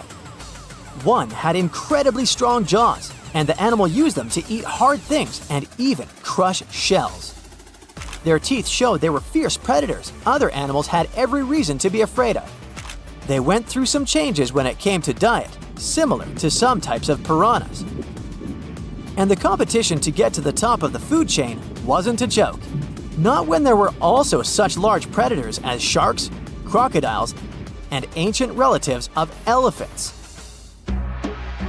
Sahara went through different phases.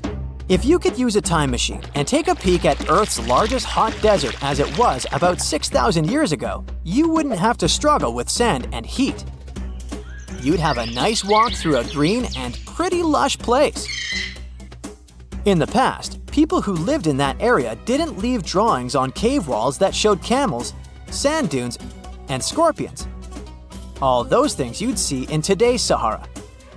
Instead, they drew crocodiles. That's additional evidence that the Sahara used to have a lot of water and plants enough to support these big yet scary animals. Around 3 billion years ago, Earth might have been mostly covered with water. Today, it's about 71% of its surface, but it seems that our planet used to be a giant ocean world with no continents at all, just some scattered islands. Scientists studied special rocks in Western Australia that formed in a place deep under the ocean called a hydrothermal vent system. To explain this better, it's important to mention two common oxygen types, O16 and O18. O18 is heavier because it has extra neutrons. O16 evaporates from water more easily, and as researchers studied an old ocean floor, they found a lot of O18, more than in today's oceans. This way, they realized ancient Earth had less dry land than Earth today. Australia is a good spot to conduct these studies because a long time ago, it also used to be a beautiful place with large animals and lush rainforests. But as time went by, the land became drier and Australia had more deserts formed, such as the Great Victoria Desert. Rainforest remained only on the edges of the continent. What happens with deserts across the globe is called desertification. That's when land that used to be good for growing things turns into a desert or something similar. Our planet changes over time, together with its climate. But desertification also happens because of human activities, like mining, farming, and building cities. And when land turns into a desert, it's a problem because it can't support people and animals anymore. Food doesn't grow there. There's not enough clean water, and animals lose their homes. To help with this problem, there's a plan many countries agreed to. They decided to work with farmers to take care of the land, fix damaged areas, and manage water better. All in all, to make our planet a better place for life. Ah, the desert welcomes you with challenging conditions of abandoned environments and extreme temperatures. Hey, some of us would prefer dessert, chocolate, over sand and rocks. Oh well. Just like cactuses and camels, buildings have had to adapt to these conditions. Here are some examples of astonishing structures in deserts. These structures are called earthships. They're located in a New Mexico desert town. A large community of like-minded people lives in them. What's even more interesting is that the location of these buildings is registered as dumpsters. Maybe it's because all these structures are made out of old tires, bottles, and cans. Earthships operate using green building principles. About 40% of a typical earthship is built with natural or recycled materials. Imagine the walls made up of hundreds of used tires packed with dirt. Then there are layers of floor-to-ceiling passive solar windows. They gather the sunlight during winter and reflect it in the summer to keep the structures at a reasonable room temperature. You can see plants in corridors and glass bottles or aluminum cans stuffed inside walls. Certainly a distinct house in many ways. Mike Reynolds is an architect who noticed the alarming waste and consumption levels in the 1970s. He designed a fully sustainable home out of cans back then. Almost 40 years later, he becomes the one who brings together all the other Earth shippers. Reynolds drove a Mercedes, but it ran off of the vegetable oil he picked up at fast food restaurants in town. A standard 2-bedroom, 2-bathroom Earth ship costs about $250,000 in this town. Yet there are Earth ships like Dobson House that can cost as much as $1.5 million. If you do it yourself, with family and friends, you can eliminate the cost of labor, and it becomes relatively less expensive. Let's assume you're really going to build one. Where can it be? Well, anywhere. Earth ships currently fit in the cold, dry air of Canada, as well as the hot and humid climate of Haiti. This is the Mirage Mirror House. It's an installation set in the Southern California desert. Mirage opened in 2017 as part of a contemporary art exhibition. It's composed of mirrors. This minimalistic structure blends with the environment around it. The doors, windows, and openings have been removed to create an amazing experience. What you have in the landscape is reflected back to you.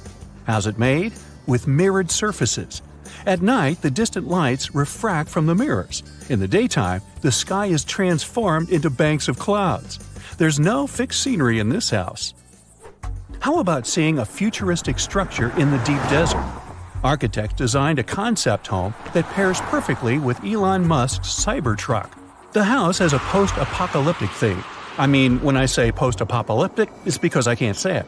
Anyway, the house is designed to survive in a disaster scenario. The cyber house has steel gates, the windows are armored, and the exterior walls are made out of super strong material. Modern house is controlled by an autonomous geothermal heat pump. To put it in less sci-fi terms, you can keep the internal temperature steady. This sleek house has an entrance that can fit the Cybertruck. After all, it's inspired by it in the first place. Plus, the Cybertruck can be lifted to the second floor to be more secure. This is King Abdullah Petroleum Studies and Research Center in Saudi Arabia. Basically, it's a laboratory in a desert. It was designed to demand minimum energy. The architecture has patterns on the walls and ceilings, giving reference to the local tradition of geometric form. The next stop is Swartberg House in South Africa. This one is located near the Swartberg Mountains, but don't get too excited. It's on the edge of the Great Karoo Desert. It's a 4-bedroom apartment. It has a special temperature regulating system. The system works like a shield from the heat in the summer and as a sun trap in the winter. You're looking at the Grand Mosque of Djenné in Mali. This mosque is 52 feet tall. This is impressive because it's made of only sticks and a special mix of mud and other natural elements found in the desert. Petra is an ancient city hidden in the Jordan Desert. The structures are carved directly into red, white, and pink-colored sandstone cliff faces.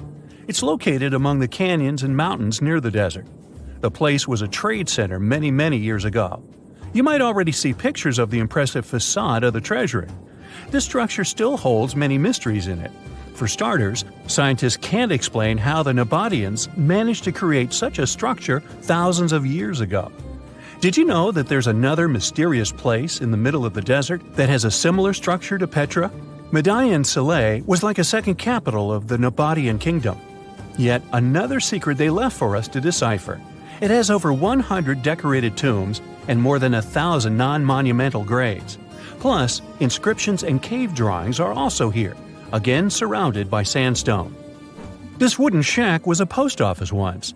The structure is in the Tengger Desert of Mongolia. It's surrounded by nothing. Sand is the only thing that accompanies the lonely structure. The building is only 23 square inches. As you can guess, it didn't get too many visitors. It was abandoned for over 35 years. Its fate changed one day when a woman discovered the building. Mrs. Zhang and her friend came up with an idea.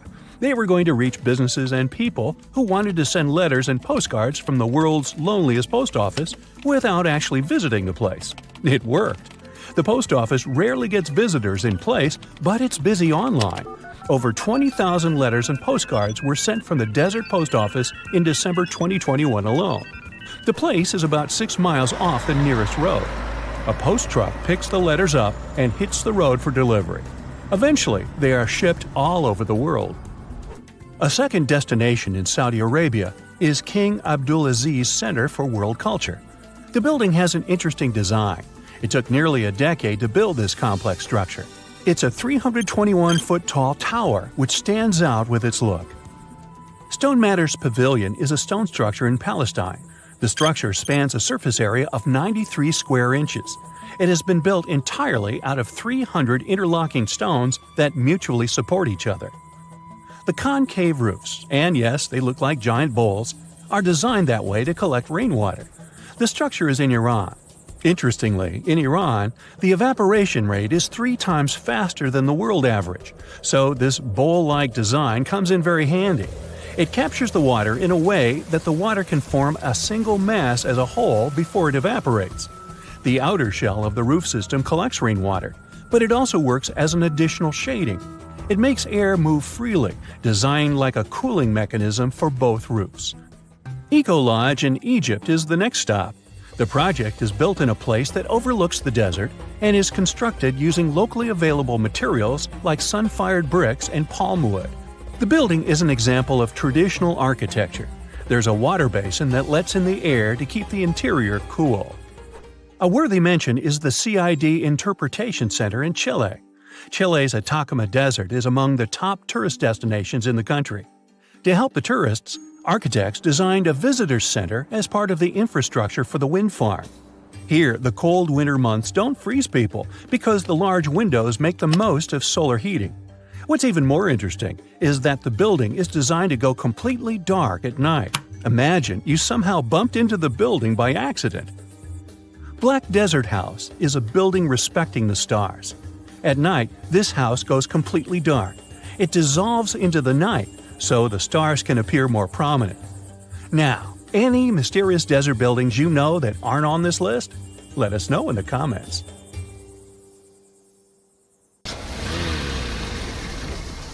And now we're off to almost 5,000 years ago.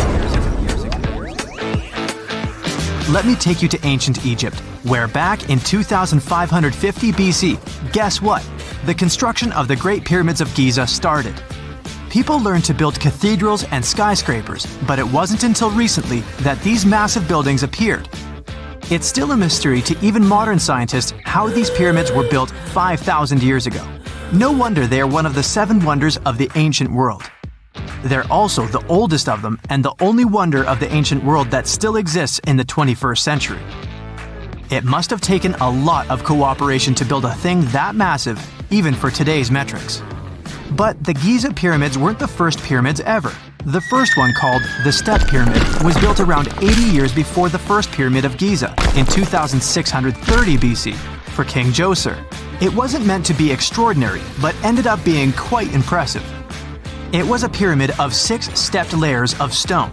It was 204 feet high, which is as tall as a 19-story building. And it was the tallest building that existed at that time. It wasn't just a pyramid though, it was surrounded by a whole complex of buildings, including even courtyards. In ancient Egypt, people believed in the afterlife, so everyone, especially kings, wanted to make sure they had everything they needed to get ready for it. Here's why the pyramid complex was perfectly supplied with a lot of objects people used every day. The complex included a pyramid and a kind of a palace.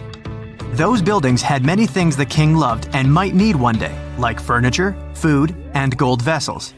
After Djoser, building pyramids became common practice, but many pyramids weren't finished.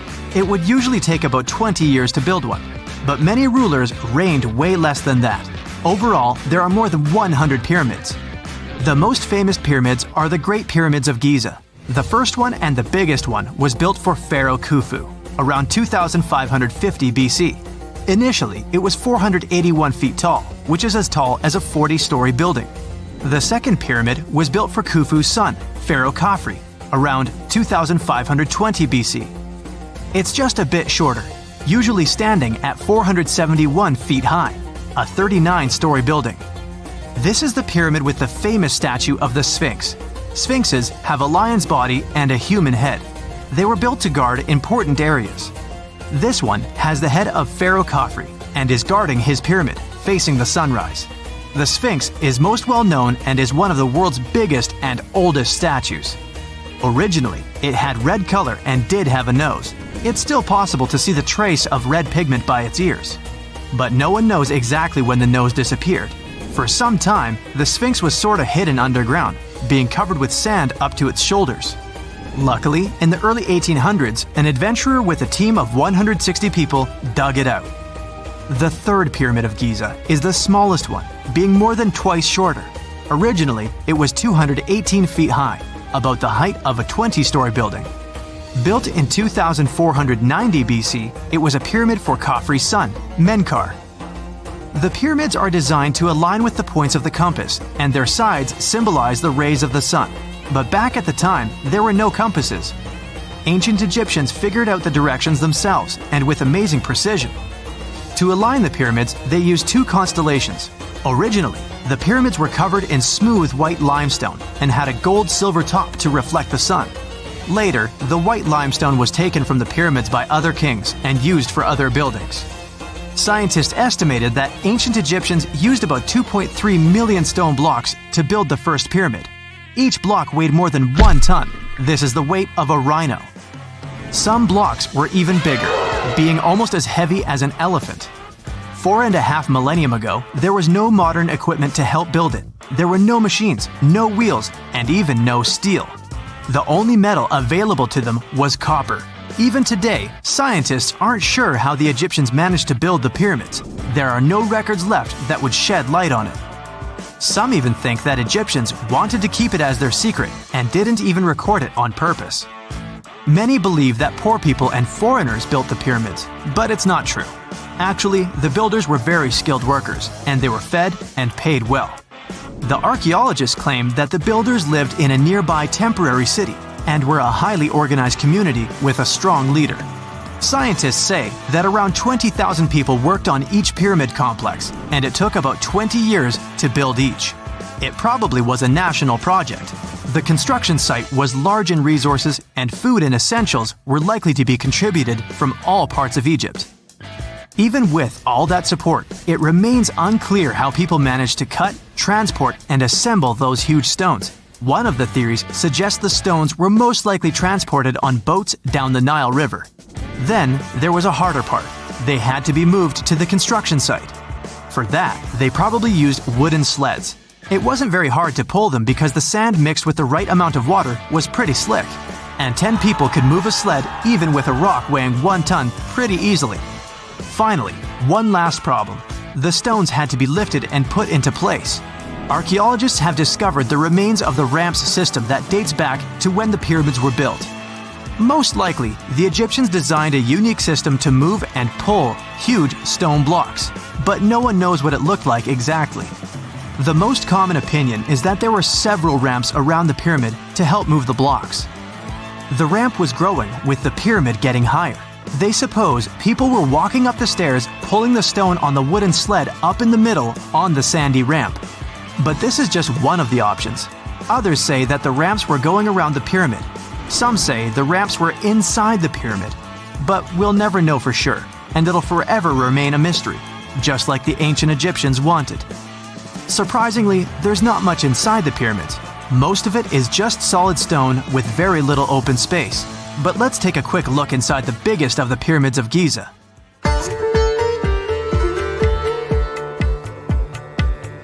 From the entrance, there are 2 stairs, one going down and the other one going up. The descending one takes you to a chamber located underground. That's where the pharaohs are, but not in this pyramid because Khufu wanted to stay higher. The underground room is partly unfinished. The room with Khufu's sarcophagus is called the King's Chamber. It's upstairs and then through the tall and long Grand Gallery. Below the King's Chamber, there's a room called the Queen's Chamber. There are no queens though, and no one is sure why the room is called this. Unfortunately, none of these have any hieroglyphs on the wall. They're just bare. If you want to see them, you should go to the other rooms that are decorated. Those pieces of art are depictions of ancient Egypt's culture and daily life. The texts allow researchers to study their language and grammar. Sadly, the treasures that once were here in the pyramid are long stolen. From that room, there are several tunnels for an unknown purpose. There are many tunnels and passages inside the pyramids. There are many chambers and shafts and secret ways. Scientists have been sending little robots with cameras there for some decades already. And the robots did discover another chamber a bit upstairs with hieroglyphs on the walls. But even today, much of the pyramids is still unknown, and there's no so-called building plan of the pyramids. Egyptians did create a mystery no one can crack for 4,500 years already. Scientists recently started to X-ray the pyramid to learn what's inside it without entering it and its narrow, mysterious tunnels. Now, if you were to check out the Sahara from space right now, instead of a barren wasteland, you'd spot a surprising sight. Dry land sprinkled with some lakes and rivers in Morocco and Algeria, all thanks to some heavy rains in early September 2024. These aren't oases. This is just the Sahara going back to the factory settings. Believe it or not, eons ago, one of the biggest deserts on Earth was actually a lush paradise full of greenery. Let's first see how the Sahara turned into a desert. During the last ice age, Earth was much colder, and big ice sheets covered a lot of the land. At that time, the Sahara Desert was significantly bigger than it is today, and on our planet there were fewer tropical forests. And the cooler temperatures changed how rain was distributed in the tropics. Now, normally, warm air rises in the tropics, which helps create rain. Since it was colder during the Ice Age, this system got, well, messed up, and less rain fell in some areas.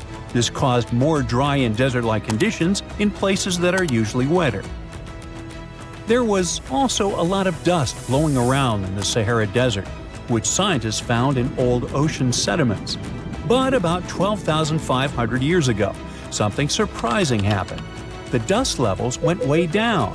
This meant that the Sahara got a lot wetter, which is a sign that the climate suddenly warmed up for a while before cooling down again.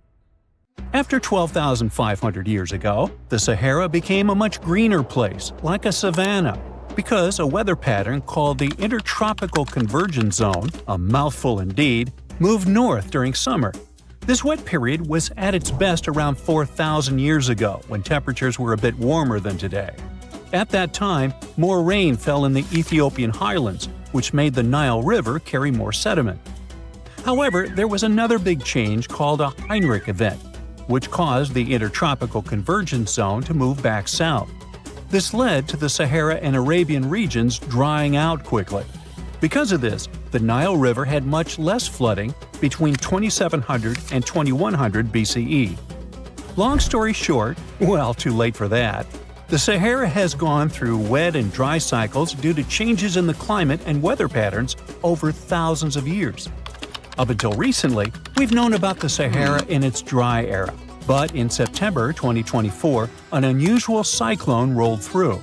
It hit Morocco, Algeria, Tunisia, and Libya, and filled those dry lakes and rivers. The satellite images from NASA of before and after the rains are stunning. It's like the Sahara has had a makeover. Some areas in North Africa received up to 8 inches of rain. For comparison, Seattle gets about 40 inches per year, only 5 times what the Sahara received. I say only for one simple reason. Seattle has a reputation for being quite rainy, while the Sahara does not. The tricky part is those 8 inches. Essentially, the entire yearly quota for this area fell in a matter of moments. So, in a way, it might have felt rainier in the Sahara than in Seattle. The mountains funnel the water into ephemeral lakes in northern Algeria, which recently expanded to over 70 square miles and reached depths of more than 7 feet. That's enough water to sustain it for a year. So what exactly are these ephemeral lakes? Well, they're basins that fill up for a short time each year, but might stay dry for several years if the rain doesn't cooperate. Sometimes water flows into them from a small surrounding area, or it can just be good old-fashioned rain. Now, a big question arises. How come these lakes exist in the first place? Well, generally they form because there's excess water trapped on the surface. But the soil in the Sahara is incredibly dry. Shouldn't it act like a sponge? It must be thirsting for moisture. Well, think about how eagerly your potted plant drinks up water when you return home from a vacation. However, no matter how parched it is, dry soil can only absorb a limited amount of water, which is often quite small. And just like your potted plant, it doesn't necessarily drink it all. You might simply be overwatering. Or, if you check the saucer below, you could find a mini flood. Another significant factor preventing the soil from absorbing water is the lack of vegetation. Under normal conditions, trees, shrubs, and various plants help retain moisture. In the desert, however, it's nearly impossible. There may be a few palm trees, but that's about it. This also explains the formation of those temporary lakes. Precipitation that isn't held by plants accumulates in low-lying valleys and depressions, creating these fleeting bodies of water. These lakes may only last for a limited time, but that doesn't mean they shouldn't have names. For instance, the beautiful lake adorned with swaying palms that you see is called Lake Yasmina, located in the oasis town of Merzoga. In certain areas of the desert, where the dunes rise, it may appear as though you're looking at a mirage, but it's not. The sand dunes are partially covered by water. Remember how I mentioned 8 inches? Well, that's not entirely accurate for some regions. In fact, there are places where the flooding is so extensive that the palms are submerged up to their crowns. Now, the last time we saw a downpour this intensive was 30 to 50 years ago. But this rain is more than welcome. After 6 consecutive years of drought, Morocco really needed it. Lakes that had been dry for decades, like Lake Ariki, are finally getting some much-needed water. A recent analysis revealed that out of the hundreds of storms that have hit the region since 2000, only 6 brought enough rain to start filling up this lake. And of those, only 2 resulted in a lake level higher than what we saw in September 2024. So while this torrential rain seems like a blessing, the big question is, will it last? The answer is yes. When humid air from near the equator meets the hot, dry air from the north, the Sahara Desert tends to get more rain. Scientists say this collision zone is shifting further north as the planet warms, and it warms, so it's likely to keep moving that way over the next couple of decades. So I seem a bit overly optimistic about this, and the truth is, the news isn't entirely positive. The reality is that no one was truly prepared for a flood situation like this. Moreover, remember that this isn't some Southeast Asian country where people are accustomed to dealing with water. This is the bone-dry Sahara. That said, I think you know what I'm getting at. Tragically, at least 18 people lost their lives to the intense rains in southern Morocco. The authorities are gearing up for even more heavy rain in the region. But if that's the case, could it mean the Sahara is facing extinction? And what would that even mean for us? It might sound a bit strange, but our planet actually relies on deserts, and the Sahara is no different. At first glance, it may seem like a barren wasteland, and it's nothing to write home about. But deserts play a crucial role in our ecosystem. They act as major carbon storage sites and are considered net carbon sinks, with the Sahara alone holding an estimated 1 trillion metric tons of carbon. In the fight against climate change, these existing deserts are like a buffer, helping to keep the temperatures within acceptable levels. Yeah, deserts are scorching hot, but they act as the world's air conditioning. Plus, desert sands are an unexpected source of nutrients for lush areas like tropical rainforests. Believe it or not, scientists have found that the sand particles from the Sahara have a hand in nurturing the Amazon rainforest. These particles travel across the Atlantic Ocean, riding the winds all the way to South America, where they enrich the soil in the Amazon basin. Without the Sahara, experts believe the Amazon rainforest could face serious collapse.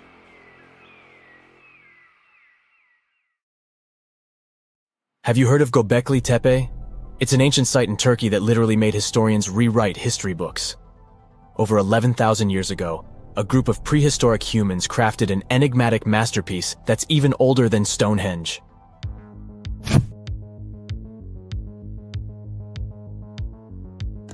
Before its discovery, archaeologists believed that people didn't know about iron and weren't good at making pottery. They were sure that settled life only emerged with the need for agriculture. But Göbekli Tepe changed this belief.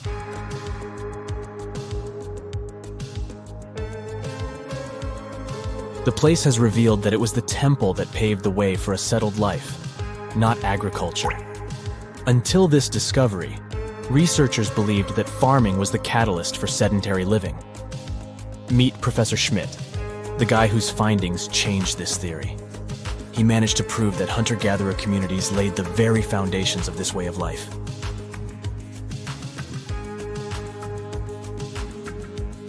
Back in the 1960s, other archaeologists visited the area, but they totally missed the mark. While surveying the region, they stumbled upon a hill with scattered limestone slabs and concluded it was just an old burial ground from medieval times. Little did they know that there was so much more to uncover.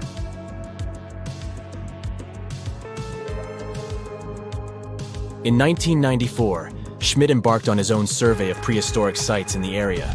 Surprise! He instantly realized he had discovered something truly extraordinary.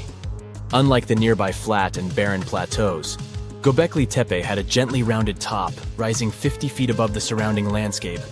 Funny enough, the translation of this place's name is Potbelly Hill. Schmidt was sure only humans could have made something like this.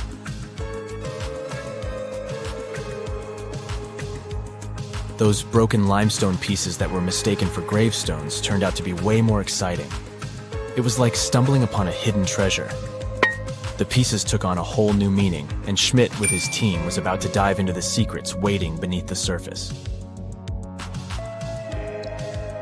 To their surprise, they found no traces of a settlement, no hearths for cooking, no houses, and none of those adorable clay figurines commonly found in nearby sites of similar age. However, they uncovered that those ancient people used tools like stone hammers. So, Schmidt and his team put their heads together and took a wild guess at the age of Göbekli Tepe's stone structures. Their estimation got backed up by some limited carbon dating done right at the site. The ancient vibes of this place were finally starting to make sense. It was like a puzzle slowly coming together.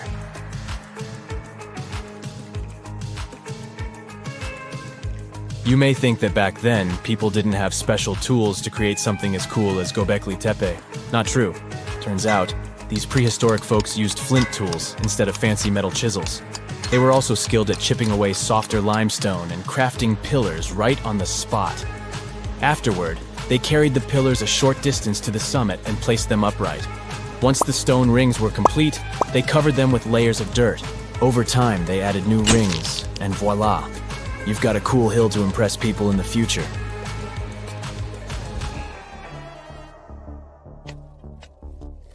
During their first year of excavation, the team went through 15,000 pieces of animal bones from wild creatures. These people didn't have pet animals or grow their own food. They hunted wild animals for their meals. But things were about to change, because the place had everything they needed to start farming. Scientists say they had wild sheep and wild grains that could be domesticated. And guess what? Just 20 miles away, geneticists found evidence of the world's oldest domesticated strains of wheat at a prehistoric village.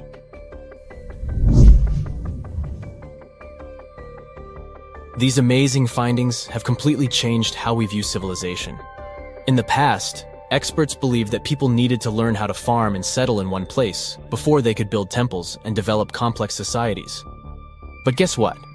Schmidt's research flips that idea on its head.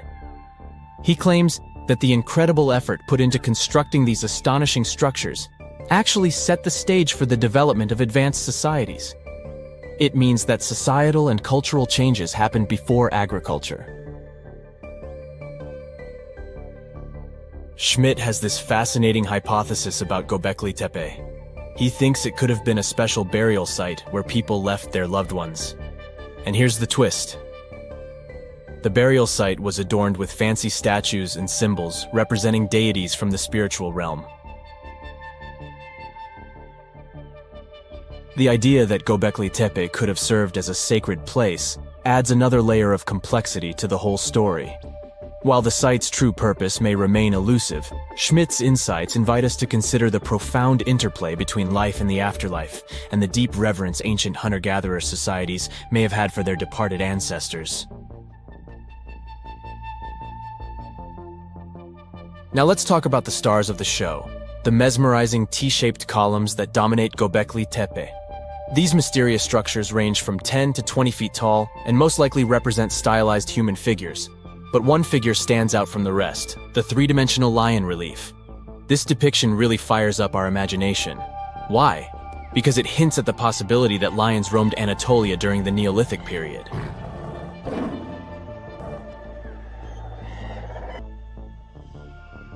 These standing stones are arranged in circles and placed in rectangular pits. Each circle has a similar setup. 2 big T-shaped pillars in the center, surrounded by slightly smaller ones facing inward. Talk about a stylish arrangement. These towering pillars reach a whopping 16 feet and weigh between 7 and 10 tons. Some pillars are plain and simple, while others are like works of art with intricate carvings. Foxes, scorpions, and vultures come to life, crawling and twisting on the pillars' sides. But it's not just animals depicted on these stones. Some pillars have abstract shapes representing humans, and even small carvings of clothing items. Some of them even have belts. Now, there's one pillar that stands out from the rest like a rock star. This super old stone pillar suggests that a comet crashed into Earth. It happened during a chilly period that lasted about 1,000 years. Previous studies examining Greenland ice cores hinted at this comet theory, but now the carvings at Göbekli Tepe prove it right.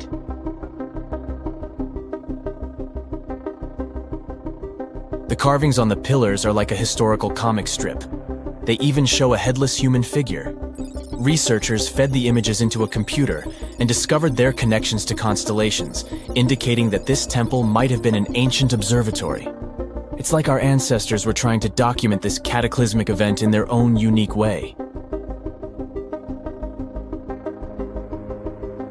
Archaeologists have been excavating and researching Göbekli Tepe since the mid-1990s, peeling back layers of history and providing us with a deeper understanding of the intricate relationship between various elements. They have no plans to stop the whole process for another 150 years. Who knows what else they'll find? You see, Göbekli Tepe has been labeled purely as a ritual site with no signs of domestic activities. We were led to believe that the absence of water meant it couldn't support semi-sedentary communities. But scientists believe it's time to shake things up and approach Göbekli Tepe with fresh eyes. It's time to question what we believed before and use new evidence and different ways of thinking. Like, there might have been a group of people living in the area who didn't stay in one place all the time. They moved around a bit but still had their own civilization, living in the area semi-sedentarily. Göbekli Tepe is not just home to a single temple, but an astounding collection of over 20 ancient structures. As archaeologists delve into the depths of this wonder, they are unraveling its unique layout, featuring 2 prominent focal points at the heart of each establishment, complemented by smaller structures and dividing walls. What's even crazier is that in this area, there are over 200 obelisks, which are narrow tapering monuments. Big news! Santa is real, and he looks like this. I know it's not exactly how we pictured the jolly old guy, but a recently discovered tomb might just be the proof we've been waiting for to show that St. Nicholas was real and Turkish. Turns out, he wasn't a North Pole native, but a kind-hearted bishop from the 4th century, famous for giving gifts to everyone. The legend says he was a wealthy man born in the ancient city of Patara, modern-day Turkey, who traveled to the countryside to help the poor and the sick. For centuries, though, people couldn't be sure he actually existed. Some historical sources say he was buried in Myra, which is now called Demre, Turkey. Since the 80s, archaeologists have been digging around this area, trying to prove it. And now, their Christmas miracle has finally come true. After digging 6 feet deep in an annex of St. Nicholas's church, they uncovered a mysterious limestone tomb, about 2 meters long. While they're pretty sure this is St. Nick's final resting place, they're still searching for an inscription to confirm its exact age. Now, if we're talking about the fictional Santa Claus, legend says his home is in Lapland, Finland. Back in 2018, archaeologists made an interesting discovery that could finally prove that Santa was real. They were digging at a site called Tiny Aro when they stumbled upon about 200 burial pits. But when they looked inside, there was definitely no sign of Santa. Actually, there were no human skeletons at all, just a bunch of things like pottery and animal bones. So no one really knows what this place was. That was the complete opposite of what happened with a group of archaeologists working in the ancient city of Petra, Jordan. Since 2003, there have been rumors about hidden chambers beneath the famous monument called Al-Kazneh, also known as the Treasury. 21 years later, a team finally decided to dig and uncovered an intact tomb. Inside, they found at least 12 human skeletons and artifacts, estimated to be over 2,000 years old. Hundreds of thousands of tourists travel to Al Khazna every year, and most of them probably go there to see the site of the Holy Grail in the movie Indiana Jones and the Last Crusade. So, do you want to know the funny part? One of the skeletons in the tomb was clutching a ceramic chalice that looked a lot like the Holy Grail. You probably remember the devastating fire that caused massive damage to Notre Dame in Paris back in 2019. Because of that, the building, originally built between the 12th and 13th centuries, had to be restructured. But archaeologists saw it as a golden opportunity to dig into the site and uncover its hidden secrets. The team was only allowed to dig about 16 inches beneath the floor, but that was enough. As soon as they removed the floor tiles and cleared away a thin layer of dirt, they spotted the top of a lead coffin. Then, they found some limestone sculptures, including life-sized heads and torsos. Altogether, they uncovered over 1,000 fragments of different works of art. Ancient statues have been found in the most random places, including a sewer. In July 2024, Bulgarian archaeologists were checking a Roman sewer in the ancient city of Heraklia Sintika when they found a nearly 7-foot-tall marble statue of Hermes, the Greek messenger deity.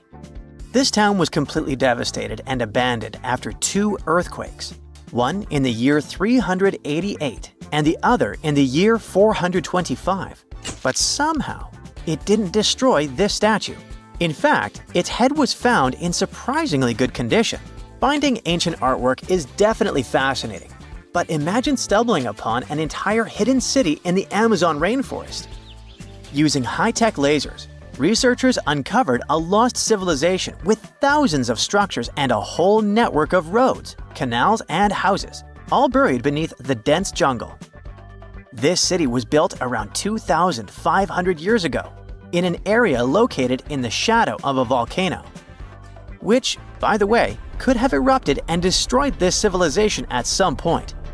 It's hard to say exactly how many people live there, but experts estimate they stayed up there for about 1,000 years. This discovery proves ancient people also had huge organized cities in the middle of the Amazon. A similar thing happened in Campeche in southern Mexico. An archaeologist was doing some research on the internet when he accidentally discovered a hidden Maya city. This area, now called Valeriana, was huge, about the size of Edinburgh, the capital of Scotland. It had pyramids, sports fields, amphitheaters, and paths connecting different districts. Thanks to satellite images, archaeologists uncovered an entire unknown civilization from the Bronze Age. They were checking out aerial images when they discovered 100 prehistoric settlements in the Pannonian Plain, a region that includes parts of what's now Serbia and Hungary. The people who lived there are now known as the Titsa Site Group, and it looks like they were a pretty well-organized society, skilled at growing food, hunting, and fishing. Google Earth helped a team to uncover a mysterious set of 400 ancient gates in Saudi Arabia. These gates, scattered across the desert, are thought to be from thousands of years ago. They're made of stone and arranged in weird formations that have left archaeologists scratching their heads. I mean, they don't look like they were meant for funerals, and they don't seem like structures where people lived. So, we still have no idea what they are. Technology is really changing archaeology. Thanks to artificial intelligence and, well, a $1 million prize, we've finally been able to decipher part of an unreadable and super damaged ancient scroll. The Herculaneum scrolls were discovered by workers digging up the ancient town of Herculaneum near Pompeii in 1752. But their condition was so bad that, for years, they were considered indecipherable. Thankfully, AI has helped unveil their secrets. Based on the studies so far, experts believe that one of these scrolls was written by a philosopher who valued pleasures, like music and food, above all else. No doubt, Stonehenge in England is one of the most mysterious places on Earth. Some theories even suggest it was built by extraterrestrials. After more than a century of research, archaeologists are still figuring out how it came together. See that big altar in the middle? Turns out it came all the way from Scotland. And that's pretty wild, considering this massive sandstone block weighs over 6 tons. and the people who built Stonehenge more than 4,000 years ago didn't have the luxury of wheels or modern tools. We can find some pretty amazing stuff in the oceans too. In 2013, a mysterious shipwreck was found about 20 feet underwater off the coast of Kenya. At the time, no one knew where it came from, but now, researchers are pretty sure this could be a ship from Vasco da Gama's fleet. You know, the famous Portuguese navigator, best known for being the first to sail from Europe to India by rounding Africa's Cape of Good Hope. If it's confirmed, this shipwreck could be one of the earliest European shipwrecks in the Indian Ocean.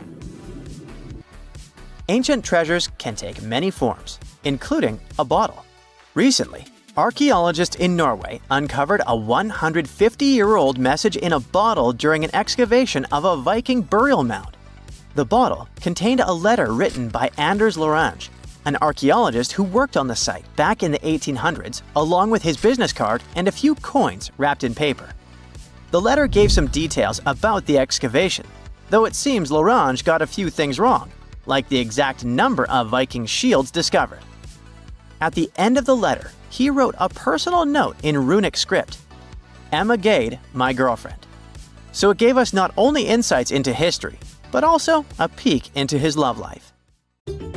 You plan to spend your summer vacation in Africa. The final destination is the Sahara Desert. It's located in northern Africa, stretching from the Atlantic Ocean to the Red Sea. You're excited to ride camels and learn about the region's rich cultures. You hop on an extensively long flight, and finally, you are here. You find yourself in the world's biggest hot desert.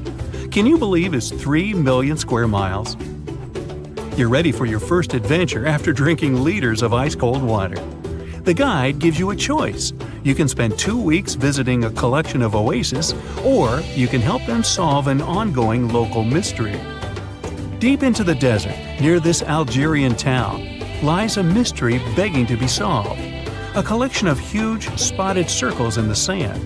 There are dozens of them, stretching for miles in a straight line. The circles were first identified via Google Earth images several years ago. People have debated them for years, but no one seems to know the answer. The strange thing is that they are so many miles away from any towns, roads, or human activity. The quickest way to discover the truth behind the circles is asking questions. You grab your notebook and set out to talk to locals. Everyone is helpful in this scenario: geographers, anthropologists, elders, and historians. The first person you talk to is a map expert. You need to understand if those circles were authentic or a satellite glitch. You end up interviewing the people who take Google Earth satellite pictures. The circles are really there. They appear in multiple pictures from many years. Then, let's understand why they are there in the first place. After 2 days of interviews, you have your first lead. The circles could be the result of oil activity. Experts explained why this would make sense. Algeria is a rich area for natural resources, so this would be a sensible guess. Usually, to find out if there is anything worth extracting, companies would undertake seismic surveys. Seismic surveys are a way of analyzing the Earth's surface by sending shock waves into the ground. Depending on how these waves bounce back, you'll know what is located there. A special vehicle could have marked the soil that way. So, did we unravel the mystery? Not quite so. As you know, the Sahara Desert is one of the driest areas on the planet. The average high temperatures in summer are over 104 degrees Fahrenheit. To survive there, people need to find ways of accessing water. So, these circles could be a kind of ruin or leftovers from ancient water wells. Again, I'd say this is a sensible guess. Ready for some fact-checking? Some anthropologists agree that these circles could be ancient fogueras. Foguera is the name of a 2,500-year-old style of irrigation system, usually found in northern Africa. It is also known as a qanat in other places in northern Africa. Locals would dig a deep well at an elevated point, deep enough to tap into underground water. They would then dig parallel shafts at regular distances. Then they would dig an underground channel that connected the city to the well. Solely with the help of gravity, water would run from the well to the city. This traditional technology provided water for crops, livestock, and humans. Now, let's say these wells made human-made oases possible. Even the closest municipality name was an indication that this could be true. The name Fogaret Esaoya is actually named after Fogares, these ancient wells. Now, this lead was proving to be very accurate. You decide to travel over there to see for yourself. You take a local bus, sit back, and enjoy the ride. The landscape in northern Algeria is filled with ancient-looking towns. You even see ruins of wells along the way, on the outskirts of smaller cities. Opening Google satellite images, you can see the Qanat's markings on the ground, a series of holes running down several miles. But as soon as you arrive, you find out you were wrong. Dale Lightfoot, one of the world's leading experts on Qanats, said that the circles were definitely not Qanats. Even the satellite images confirm this difference. Uh-oh, we were so close. Apparently, Qanats or Fogaras would not run down a straight line. They wouldn't be shaped like circles. Another clue that this wasn't the case was that there were no towns at the end. The circles were really far away from any human activity, and Qanats were explicitly built to provide water for human settlements. Well, it sure was a good try. You almost gave up on this mystery when you decided to take one more field trip. It was days of preparation, pick up cars, food, equipment, all so that the mystery of the Sahara Circles could be unraveled. On the first day, you drove over 99 miles into the desert. You were always curious to see what this part of the world looked like. Over there, you see nothing but mustard yellow dunes. The night sky is pretty decent though. You can see the entire Milky Way with your own eyes. You set up camp and sleep under a canopy of stars. The next day, tension grows. There's no cell reception. Oh dear. But thankfully, you added the coordinates of the circles to your Google map. And surprise, the offline mode works out there. You follow the coordinates, but it leads you astray.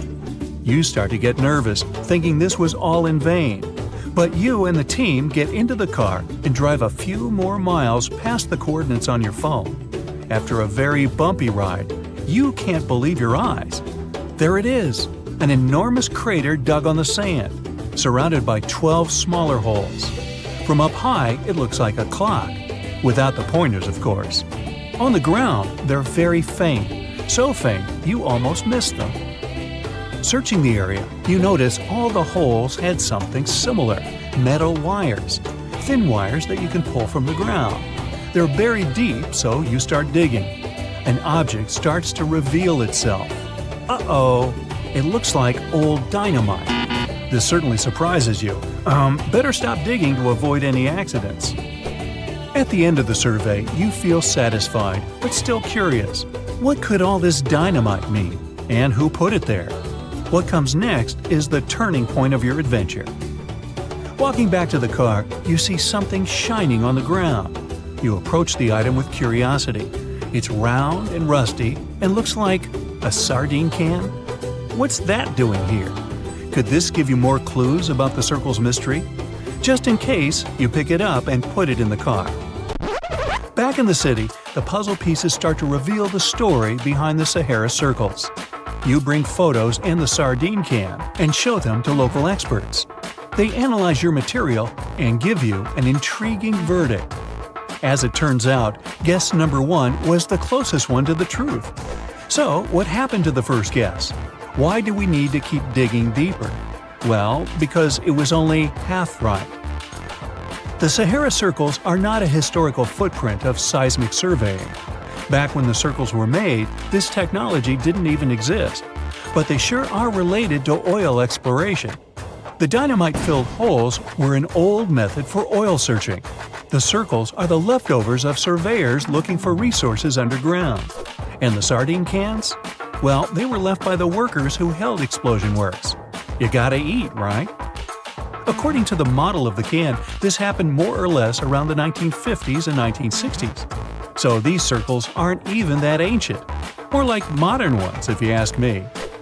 Well. Hope you are glad you tagged along and helped unravel this mystery. See you in the next mystery-solving adventure. You're flying over the Sahara Desert in a small, light aircraft when you spot something truly weird. It seems to belong to a very different part of the world. The ocean. But what ocean can be huge enough for this monstrous sea star to dwell there? You descend and realize that it's not a sea star. It's a towering dune with a pretty unique shape, and it's not alone. From afar, these magnificent sand structures look a bit like pyramids. They have pointed tops and radiating arms. Called star dunes, they're the most complex and largest desert dunes in the world. They're the tallest of their kind, but that's not the coolest thing about them. Researchers have found similar formations on Mars and even on one of Saturn's moons, Titan. Star dunes aren't super rare, but they're especially widespread in southeastern Morocco near the border with Algeria. That's where you're flying at the moment, and the breathtaking dune you're marveling at is Lella Lalia, probably the most famous of them all, a giant 330 feet tall. Scientists believe that it formed in less than 1,000 years. How about doing some research to find out more about these unusual formations? There, I see a great spot for landing. Star dunes got their name because of their multi-armed shapes. They form in areas where winds change direction throughout the year. But even though you can find them in different places on our planet, there is just one confirmed star dune in the rock record, the collective record of Earth's development reflected in preserved rocks. The star dune in question is in Scotland, and it's ancient, from about 250 million years ago. That's all we know about super old star dunes. Probably because we don't know what to look for to identify one. Another problem. Star dunes often form in remote locations, which makes them extremely difficult to study. Imagine reaching the nearest settlement, then somehow traveling who knows how many miles to the dune itself, and then slogging up several hundred feet of shifting sand. I'll pass. But you can go since you've already landed, and the dune is right here in front of you. Currently, you're in a dune field called Erg Shabi. Lucky for you, this area has long become a popular tourist stop. Look, in the distance, there are hotels and even a good road. Scientists who examined Lella Lalia before you used ground-penetrating radar to find out more about the sand formation. This equipment can detect the tiniest differences in sand grain sizes and water content under the surface of the dune. That's how you can create a picture of its interior layers. Look out! Phew, it was a close call. See this trench? The researchers dug such trenches to take samples of long-buried sands and then examine them. It's a pretty cool process. The thing is, while buried deep inside, the quartz in the sand accumulates radiation coming from natural sources within our planet. We can compare the grains of quartz to minuscule rechargeable batteries. They can store the energy they get from radiation. When researchers bring them to the laboratory, they can make the grains release that energy, which comes out in the form of light. Scientists can measure the brightness and say when the sand enjoyed sunlight for the last time. Now, when those experts who dug the trenches looked inside Lella Lalia, they were shocked. The enormous formation turned out to be very young, for a dune, of course. You'd expect a dune that is several hundred feet tall to be pretty old, like thousands or tens of thousands of years. But that wasn't the case. Well, at least not entirely. The upper part of the dune has turned 900 just recently. But look at the sand near the base of the dune. Yep, right there. Well, it was buried there around 12 or 13,000 years ago, representing ancient dunes in the area. Those good old dunes were active for a couple thousand years, and then something went wrong. Because for a whopping 8,000 years, the sand wasn't accumulating there. A mystery? Scientists might have an explanation. You see, the first part of this quiet period occurred during the time when the climate became warm and wet. Yep, even in the Sahara. It happened about 11,700 years ago. It was the end of the last ice age and the beginning of a new era, the Holocene. And guess what? The Sahara went green. It started blooming like your local botanic garden. Plants started popping up all over the place, stabilizing the sand. If you had visited the Sahara during that period, you wouldn't have recognized this place. But you would have likely come across humans wandering marshy landscapes and hunting for food. researchers have found pottery fragments and stone tools on one side of Leilalalia. That's true.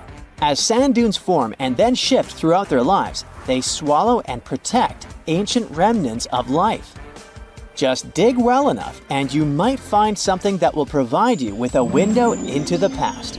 It can be ancient fossils, anything from fossilized shells and corals to prehistoric plants. Those can offer precious insights into the history of our planet and the living beings once inhabiting certain regions. Now, it might come as a shock, but in the Sahara Desert, scientists have uncovered well-preserved marine reptiles and fossilized fish within the layers of those ancient sand dunes. They are the remains from the time when the Sahara was covered with a sea millions of years ago. Anyway, it's time to leave that ancient paradise if you want to survive. 4,000 years ago, the wet period came to an end, and the Sahara dried out again. Interestingly, our dune didn't begin building up right away. For some time, sand probably blew through but didn't accumulate. Or the dune could have started growing in a different location. And it's a valid theory since scientists have discovered recently that Leilalalia shifts around 1.6 feet every year. It also accumulates about 6,400 tons of sand every year. Now, if you've been inspired by your dune trip and are now eager to explore more of them, I've got some unpleasant news for you. Unfortunately, although there might be star dunes locked in sandstones around the globe, they're super tricky to detect. The problem is, dunes are huge, but they lack a single distinguishing feature. So you'd really need large exposed beds of rock if you want to get a wide enough view to identify a star dune. On the bright side, there surely are places where it might be possible to do such research, but you should be ready to know that it might be just a set of various features that look like other dunes. But if you combine them, you'll say, it's likely to be a star dune. Comment below if you'd like to go on a trip in search of a star dune. Meanwhile, we'll continue our journey. You decide to have some rest and start climbing down the side of the dune. That's when you begin hearing it. Terrible, haunting sounds. Are there ghosts nearby? Worry not, you're safe. You might have heard of a phenomenon called singing sands. As you walk down some sandy slopes, you disturb the grains of sand. They rub against each other, producing friction that creates those eerie melodies. With each step, the sand beneath your feet comes alive in a ghostly choir of whistles and whispers. The sounds range from low hums to loud, high-pitched wails, as if an otherworldly symphony is echoing through the dunes. But of course, scientists have their own very practical explanation, attributing this phenomenon to the right atmospheric conditions combined with the unique size, shape, and moisture content of the grains. Now you've almost made it all the way to the bottom of the dune, but beware of slip faces. When a sand dune reaches a certain steepness, it develops a slope. That's the very slip face I was talking about. This slope is usually on the leeward side of the dune and sheltered from the prevailing wind. Sand grains start accumulating on the windward side, slowly creeping along the dune's gentle slope. At one point, they reach the top. Gravity takes over and they start sliding down, triggering a cascading effect. It looks like a miniature sand avalanche, and I wouldn't want to end up in its way. Phoenix. This sizzling gem in the Sonoran Desert isn't just another American city. It's more like a giant oven where you can throw a party, as long as you don't forget the ice. Seriously, if you find yourself here in the summer, brace yourself for some serious heat. We're talking about temperatures that regularly pass 100 degrees. And in 2024, Phoenix hit 110 degrees 55 times during the summer, tying the record set just the year before. Now, I get it if you're not a fan of hot weather, but apparently a lot of people love living in a sauna. Phoenix ranks as the 5th largest city in the United States, and it is the capital and most populous city in Arizona, with 1.7 million residents as of 2024. And if we're talking about the metropolitan area, also known as the Valley of the Sun, the population is almost 5 million. Yet, good luck finding someone actually born here. Out of every 4 Phoenix residents, 3 were born somewhere else. Believe it or not, Phoenix wasn't always this bustling, crowded place. It became one. A few decades ago, it was just a sleepy little dot on the map. Back in the 1940s, the population was around 65,000. It wasn't even close to cracking the top 100 list of the largest U.S. cities. Now, at that time, Phoenix was mostly an agricultural hub, and its economy revolved around what they called the 5 C's: cotton, citrus, cattle, climate, and copper. But things really started to change in the 1950s thanks to one life-changing invention. Drumroll please? The air conditioner. Actually, it was the portable version that came out in 1945, created by an American inventor named Robert Sherman. Phoenix residents owe a lot to Robert for making life bearable during scorching summers. Before AC, people in Phoenix would literally move their beds outside and build sleeping porches. They'd protect that kind of outdoorsy space with light curtains or some kind of net to keep the dust and bugs out. Fun. Anyway, the point is that the air conditioner played a big part in making Phoenix an easier place to live. Since the 1940s, this city in Arizona has transformed from a dusty little town into a sprawling urban jungle, and it's still one of the top 10 fastest-growing metro areas in the U.S. The best part is, it looks like that won't change anytime soon, since this 519-square-mile metropolis is surrounded by rolling desert, with plenty of room to keep growing as far as the eye can see. So, who's dropping everything to move to Phoenix? Well, Californians are the city's biggest fans. According to a recent survey, a third of all new renters moving to Phoenix come from Los Angeles. Okay, that survey might not be the most reliable since it only applies to the source's clients, but it does line up with U.S. Census Bureau data from 2019, which says that 70,000 Californians moved to Arizona in the previous year. The connection between Phoenix and LA is so strong that some people even call Phoenix the next LA. You've got to give Phoenix credit for capitalizing on its proximity to Southern California. The city offers lower taxes, fewer regulations, and lower costs of living, which makes it a magnet for businesses, especially in high-tech and service industries. So, in the 90s, Phoenix was considered a non-stop generator of jobs. In the last few years, we've seen the number of jobs only go up, and the unemployment rate has dropped by nearly half, going from 6.3 in January 2014 to 3.4 in the same month in 2024. Now, when it comes to big city problems, you can't avoid talking about traffic. But here's another reason why Phoenix is a dream city. It doesn't even come close to the traffic nightmares you find in places like LA. Estimates show that people in Los Angeles waste about 119 hours a year just sitting in traffic. But in Phoenix, it's more like 61 hours. Huge difference, huh? And let's not even start talking about the money people waste just sitting in traffic. In LA, drivers burn through about $2,440 worth of gas per year.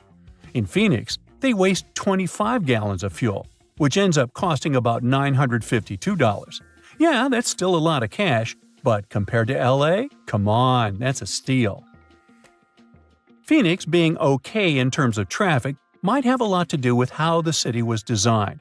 Just take a look at a map of Phoenix. You'll notice it looks like someone took a ruler and drew perfectly straight lines for the roads. That's because the city was laid out in a grid system. This setup makes it so much easier to get around, especially compared to cities full of confusing twists, U-turns, and one-way streets. It just simplifies things, whether you're a local or a tourist. Plus, Phoenix has nice wide streets. Most cities have one major road and a bunch of narrow streets that just can't handle heavy traffic. But Phoenix has wide roads everywhere. So, when the freeways get jammed, you can just hop onto a parallel street and still get to work without stressing out too much.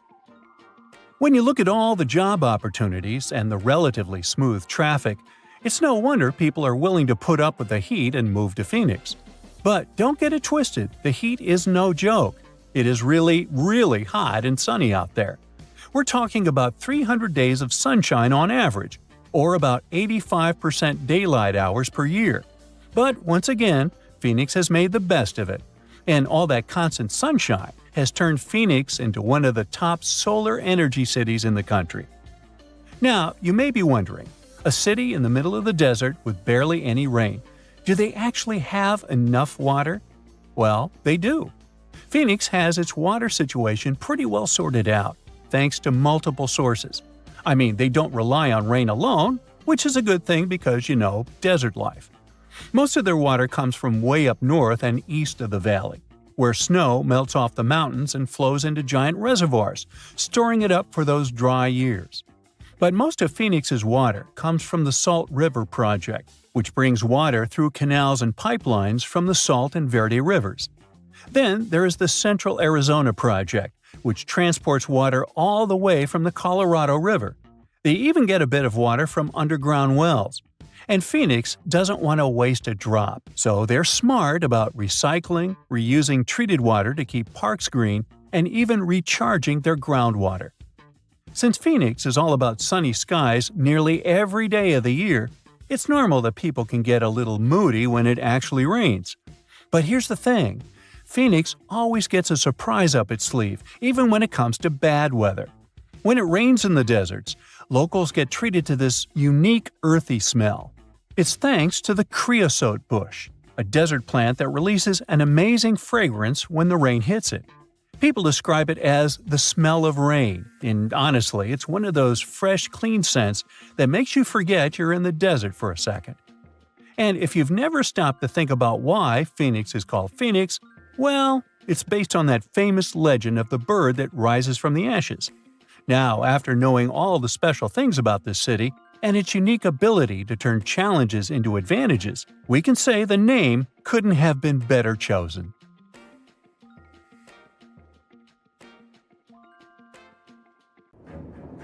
So, the Sahara Desert is so big that it covers 8% of the world's territory.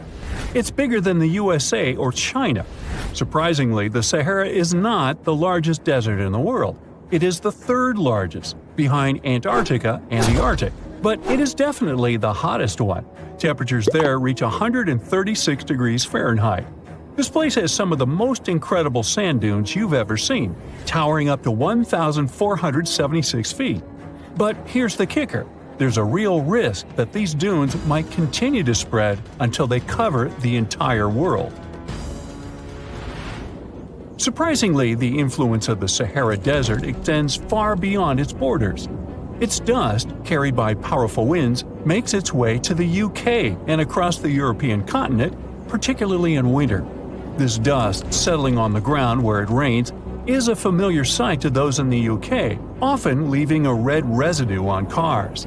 This connection between the Sahara, England, and Europe serves as a stark reminder of the global reach of environmental phenomena. You might think this is not a big deal, but it could turn Europe into a desert, leaving its soil infertile and Europeans with no food. Soil is a fundamental aspect of human existence, just as crucial as clean water and air. Without it, we're left with nothing but a bleak and barren landscape. The Sahara Desert has already made its jump across the Mediterranean Sea, which is concerning and could change the landscape forever. 1/5 of Spain has already turned into a desert. The next victim is Italy, which also faces the problem of desertification. In fact, almost all European countries have the same issue. According to an expert, the land that has not changed for nearly 2,000 years will become mostly rock, and people living on this land will be gone. 60% of the soil in Moldova is gone, and the problem has expanded beyond the Black Sea. It has reached China and Mongolia, thousands of miles away from the Sahara Desert. All of this causes losses of $4 billion a year. The threat is so significant that even the UN has gathered the necessary resources to solve the problem as soon as possible. Italy is sending help to Africa to stop the Sahara Desert from expanding. If this process does not stop in the next 10 years, millions will be forced to leave their homes.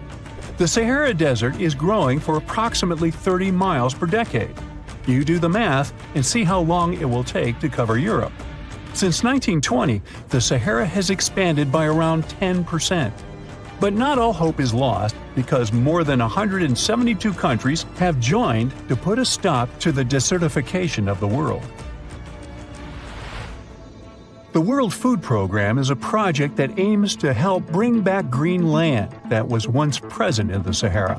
When they told people who called the Sahara home what they were about to do, the latter basically laughed in their faces and said it was impossible. But when you have a specific goal in mind, the impossible becomes possible. If we traveled back around 5,000 years into the past, we would see a beautiful forest with lush green trees and grass. Africa's climate has been changing for 21,000 years, from fantastic greenery to uninhabitable deserts. This has to do with Earth's rotation and the monsoons that bring water to this dry continent. But with the help of scientists and some clever tricks, we can bring the greenery back and stop the Sahara in its tracks. The Senegal River serves as a border between the Sahara Desert, Senegal City, and Mauritania. When you look at this area from space, you'll see how the desert is expanding to Senegal because the vegetation along the riverbank is almost non-existent. Forests can serve as a barrier, stopping the sand from getting blown away and the desert from expanding. An effort to create a great green wall is being made, and how they do it is actually quite impressive. Nothing has been growing in the currently restored area for more than 40 years, making locals find other places to call home. People were thrilled when they saw that the land could be restored. They're very committed and learn to work with the soil and grow food.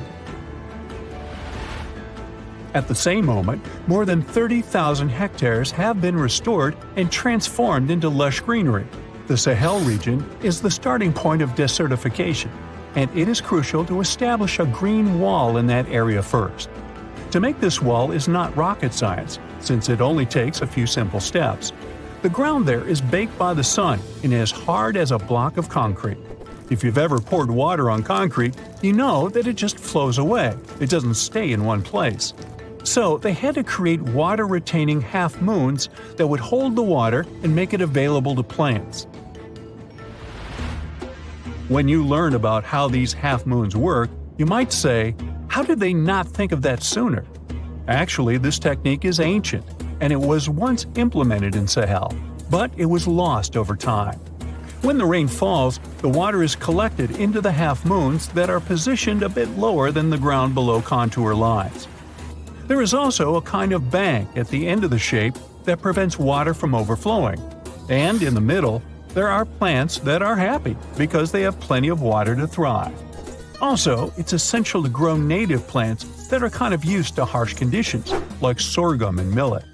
These plants have been surviving there for thousands of years and produce a good amount of biomass, which means the land can be rehabilitated faster and people will have food sooner. The water that will enter the half-moons won't be lost. It will penetrate the ground and top off underground waters. This will ensure the ground that H2O will never run out and that future generations will have usable aqua. This brilliant planting technique is not limited to half-moons. People also create lines and plant various vegetables, such as tomatoes. Next, there are places only for trees, like lemons or oranges.